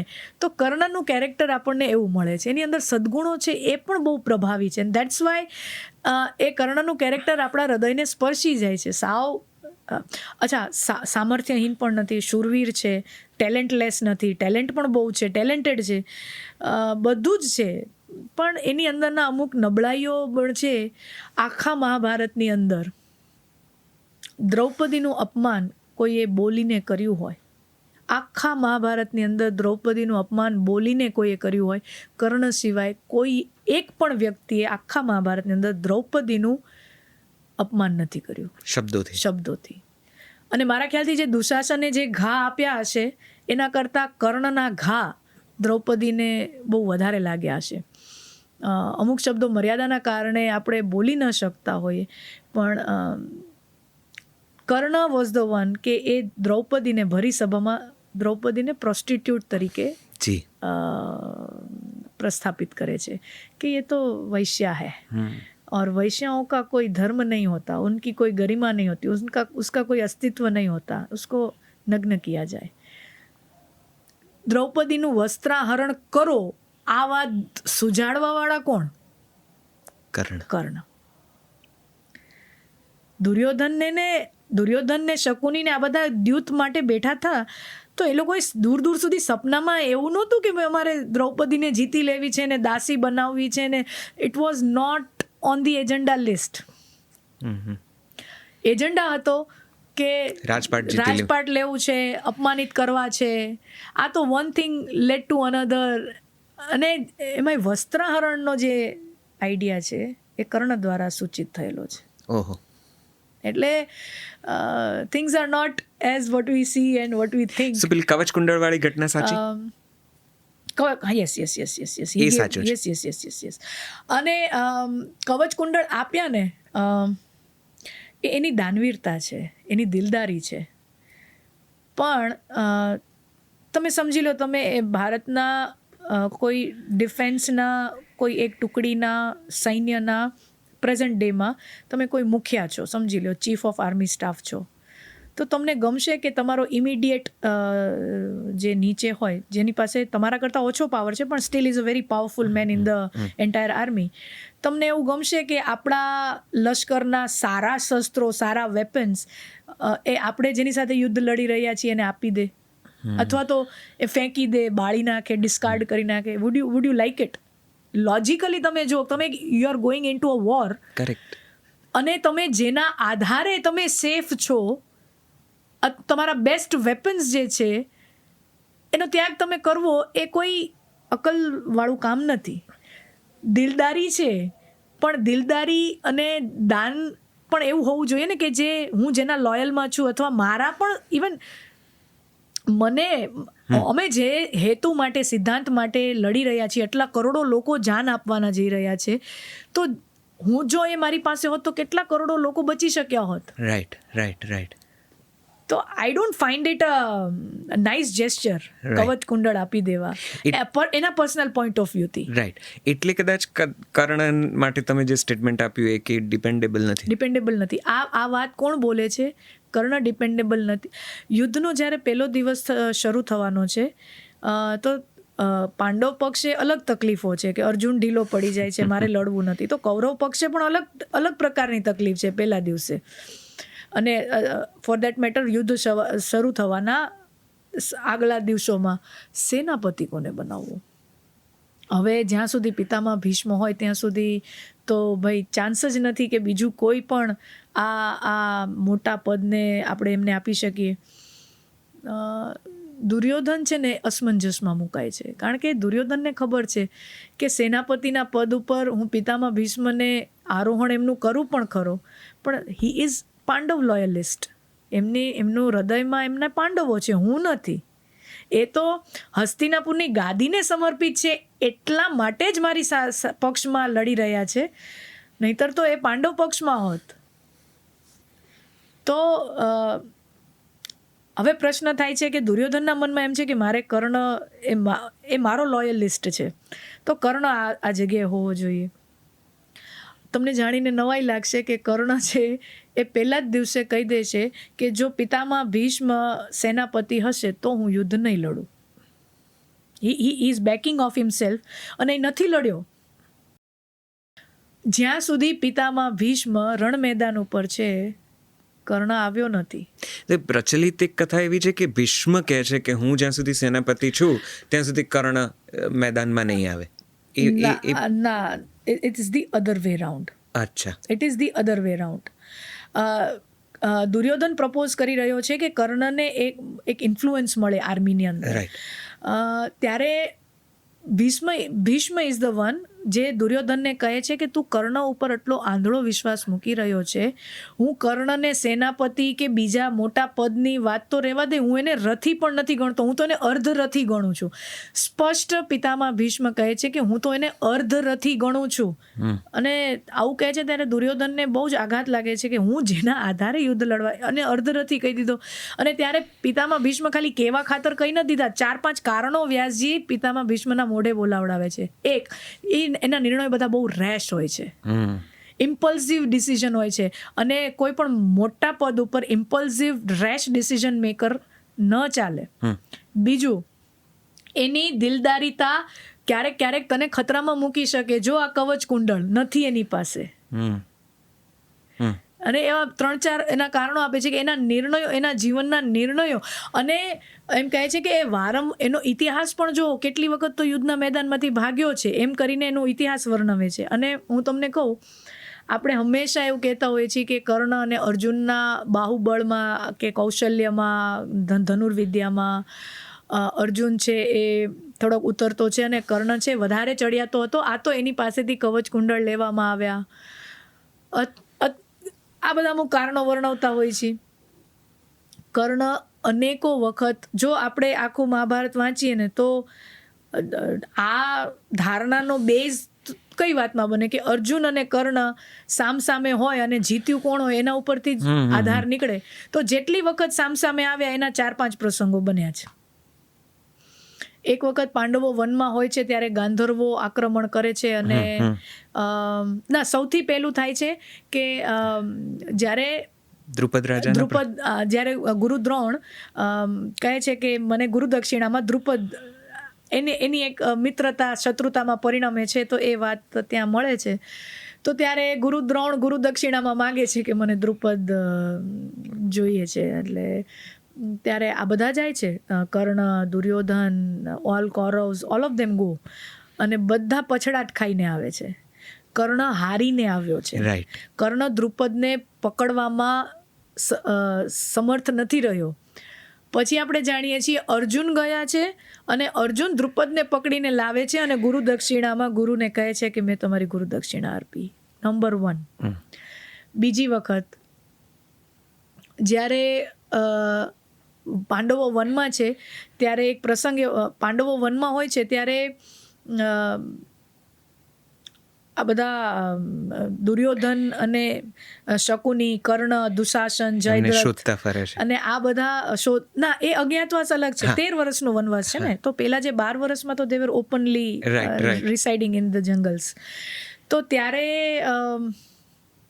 તો બને છે ને જયદ્રથ પણ કરે છે ને આ બધું, ઘણી બધી ઘટનાઓ બને છે. અપહરણ થાય છે ને તો પેલા 12 વર્ષ તો ઓપનલી વનમાં રહે છે, એમાં કોઈ એવું સંતાતા ફરતા નથી.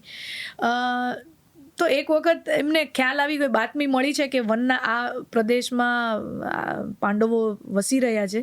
તો દુર્યોધન, જયદ્રથ, શકુની, કર્ણ આ બધા પોતાના સિપાહીઓને આ બધાને લઈને, ઠાઠ બાઠ લઈને, ને સમજી લો સુવર્ણ રથ ને આ બધા વર્ણનો છે, એવું બધું લઈને એ પ્રદેશમાંથી નીકળે છે બતાવવા કે તમે જંગલના ઝૂંપડામાં રહી રહ્યા છો ને અમારો ઠાઠ જો. એટલે આ એક બોસ્ટિંગ કરવા માટે, એ વન વિચરણ કરવા માટે નીકળ્યા છે.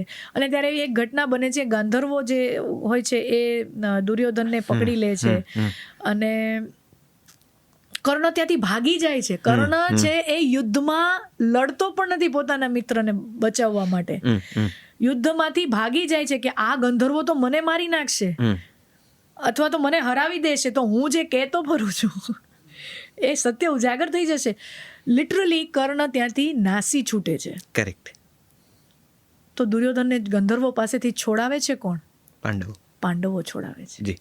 ત્યારે પણ શકુની કહે છે કે જો આ ત્રીજી વખત અહીંયા પણ શકુની કહે છે કે જો પાંડવોએ તમે પાંડવો સાથે કેટલું ખરાબ કર્યું, રાજપાટ છીનવી લીધું, હવે વનમાં મોકલ્યા, છતાં પણ પાંડવોએ એનું દિલ મોટું કરીને, મનની ભાવના ઉદાર રાખીને તમને બચાવ્યા છે દુર્યોધન.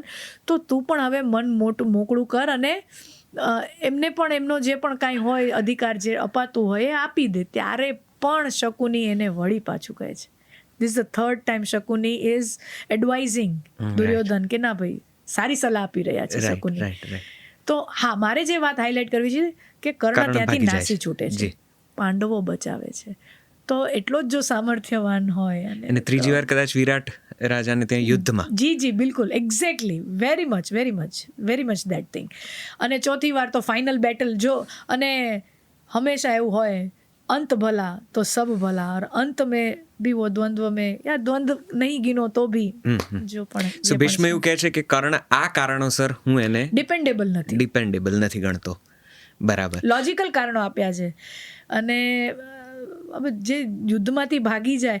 અચ્છા, હવે જે હું તમને કહી રહી હતી કે કર્ણની ઈચ્છા શું કામ નથી પિતામહ ભીષ્મના નેતૃત્વમાં લડવાની, કારણ કે કર્ણ જો સામર્થ્યથી લડે, ઉમદા પરફોર્મન્સ આપે, તો પણ ક્રેડિટ કોને મળે? ભીષ્મને. કર્ણનું કેરેક્ટર શું છે ખબર છે? કર્ણને બીજું કાંઈ નથી જોતું. એને રાજપાટનો મોહ નથી, જમીન જાયદાદ, રાજસિંહાસન, એને કોઈ મોહ નથી. એને એના પ્રખ્યાતિનો મોહ છે અને એને એના યશ અને કીર્તિનો મોહ છે. કર્ણને એક જ વસ્તુ પાછળ કર્ણ પાગલ છે ને એ છે મારા યશ, મારી કીર્તિ. અને કદાચ એટલા માટે જે વધારે દાન આપવા માટે પણ પ્રેરાય છે. દાનથી જ યશ અને કીર્તિ જોડાયેલી છે. લોજિકલ. યશ અને કીર્તિ દાન સાથે જોડાયેલી છે. વાહ. તો કૌરવ પાંડવોમાં સૌથી યુદ્ધવાદી કોઈ હોય તો એ કર્ણ છે. કદાચ દુર્યોધને આ તો એના મનમાં એવો વિચાર આવ્યો પણ નથી કે ન લડવું જોઈએ. ધૃતરાજના મનમાં આવી ગયો. શકુની, ગાંધારી, પિતામહ દ્રોણ, પિતામહ ભીષ્મ, દ્રોણ, કૃપાચાર્ય, વિદુર, આ તો બધા ઓફકોર્સ સમજાવી રહ્યા છે કે યુદ્ધ ના લડો. કૃષ્ણ તો સામે ઓફર લઈને આવ્યા છે. આ તો બધાએ સમજાવ્યા. છતાં દુર્યોધન પોતે પણ અડગ છે કે મારે તો યુદ્ધ કરવું છે, પણ એની અંદર ફ્યુલ ભરવાવાળો પણ કર્ણ છે. એટલે કર્ણને કોઈ પણ રીતે યુદ્ધ જોઈએ છે, યુદ્ધમાં અર્જુન જોઈએ છે અને અર્જુનને હરાવવો છે. અચ્છા, ચોથો પ્રસંગ વેરી ઇન્ટરેસ્ટ. આ બધા કથાઓ અદ્ભુત છે. જ્યારે આપણે જાણીએ છીએ, બીજા બે પ્રસંગ કહું કર્ણના કેરેક્ટરના. લાક્ષાગ્રહનો જ્યારે પ્રસંગ બને છે, તો લાક્ષાગ્રહના પ્રસંગમાં જે યોજના પેપર ઉપર બની છે એમાં પણ કર્ણ સામેલ હોય છે. અને એમાં સૌથી વધુ રસ બે પાત્રને છે, ધૃતરાષ્ટ્રને અને કર્ણને.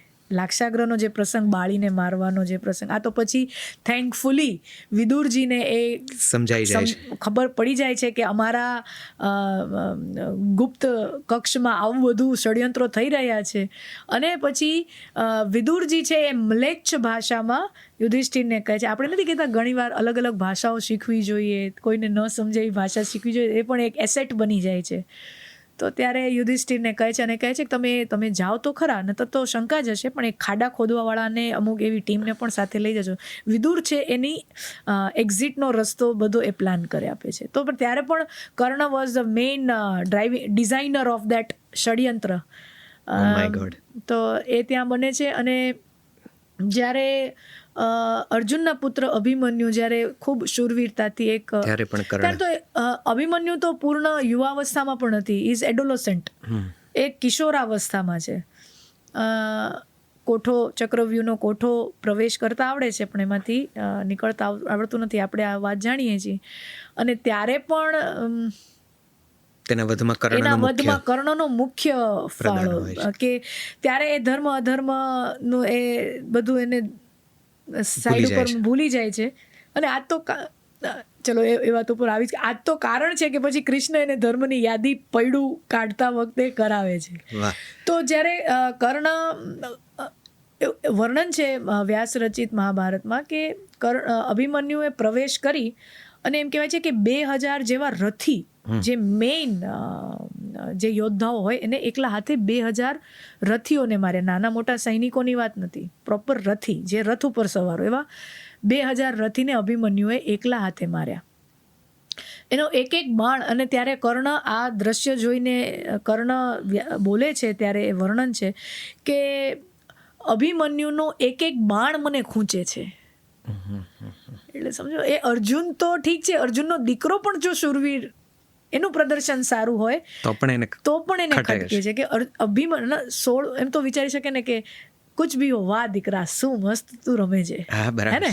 એક સિનિયર તરીકે તમારો એક રોલ હોય ને, ભલે પ્રતિસ્પર્ધી છે, પણ તમે સમજી લો કે તમે ઓસ્ટ્રેલિયા સામે ક્રિકેટ મેચ રમી રહ્યા છો અને સમજી લો કે કોઈ સચિન તેંડુલકરના સ્ટેચરનો કોઈ વ્યક્તિ છે કે is already considered as a legend, અને સામે ઓસ્ટ્રેલિયાનો કોઈ 16 વર્ષનો સ્પિનર બી આવતો હોય અને સારો બોલ નાખ્યો હોય, તો સચિન એટલો તો ઉદાર હોઈ શકે કે એક વખત એને કહે કે દોસ્ત, what a game you have played. અને એટલી તો નાઉ લુક એટ કર્ણ. એટલે એમ કહે છે કે અભિમન્યુનું એક એક તીર મને ખૂંચે છે. વાહ.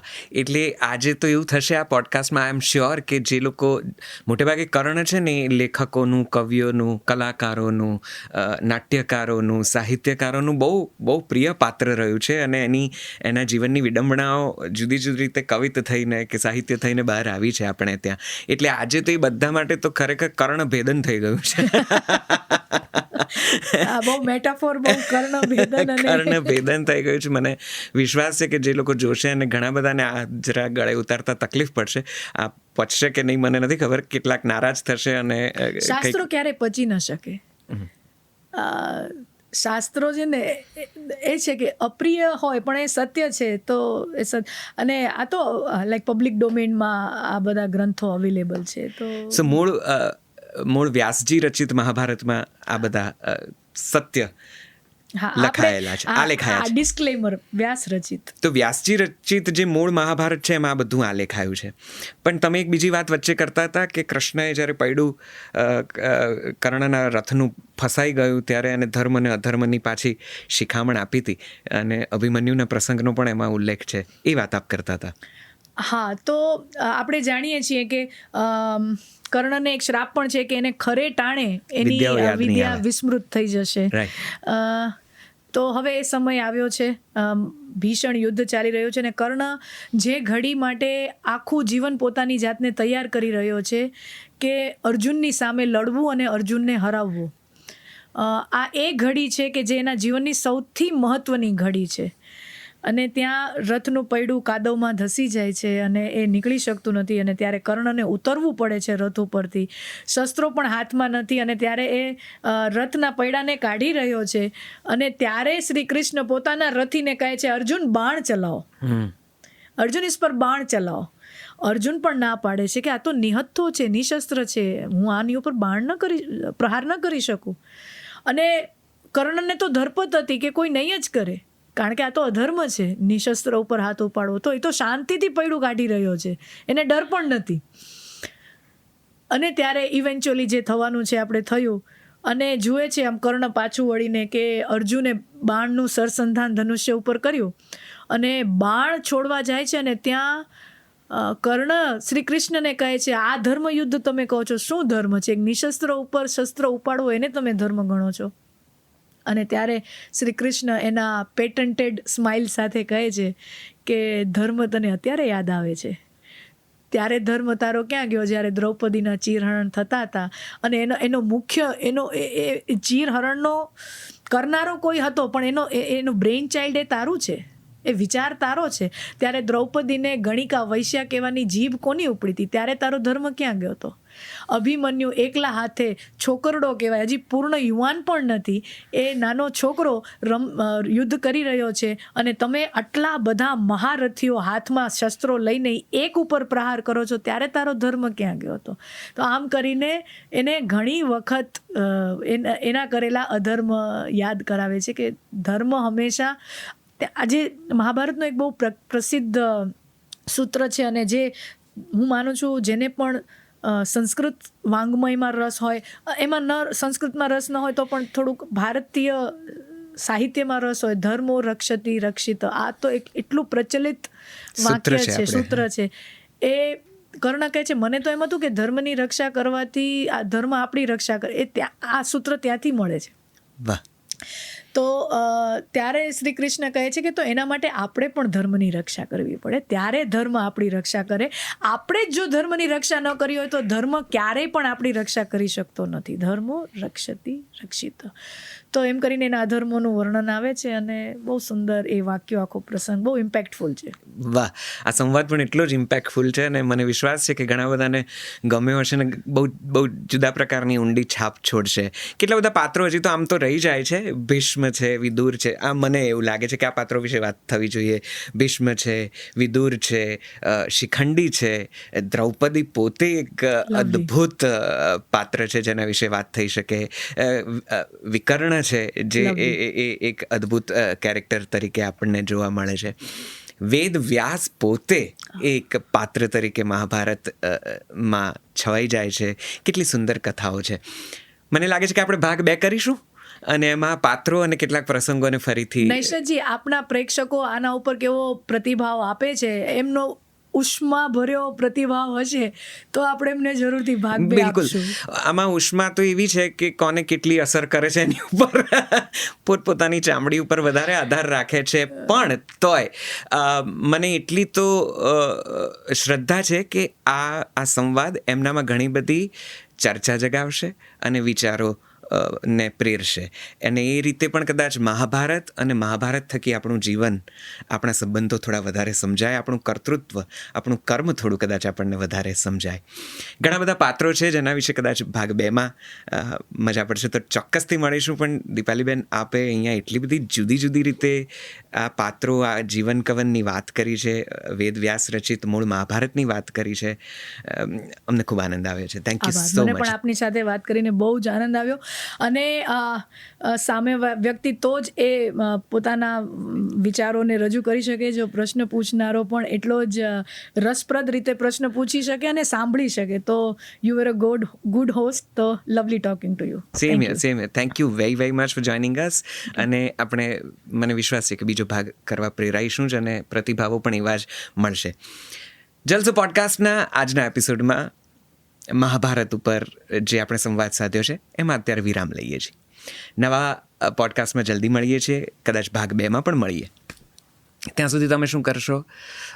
એક તો મહાભારતના બહુ જ રસપ્રદ કથાનકો, જલસો જે અમારો મૂળ ઉપક્રમ છે, મૂળ વિચાર છે, જે એપ છે એમાં અમે ઓડિયો સ્વરૂપે મૂકેલા છે. ઘણી બધી કથાઓ, ઘણી બધી વાર્તાઓ જાણી અજાણી એના જુદા જુદા રેફરન્સીસ સાથે અમે કથાનકમાં મહાભારતની કથાઓ કરીને મૂકેલી છે. તમે જલસો ડાઉનલોડ કરજો.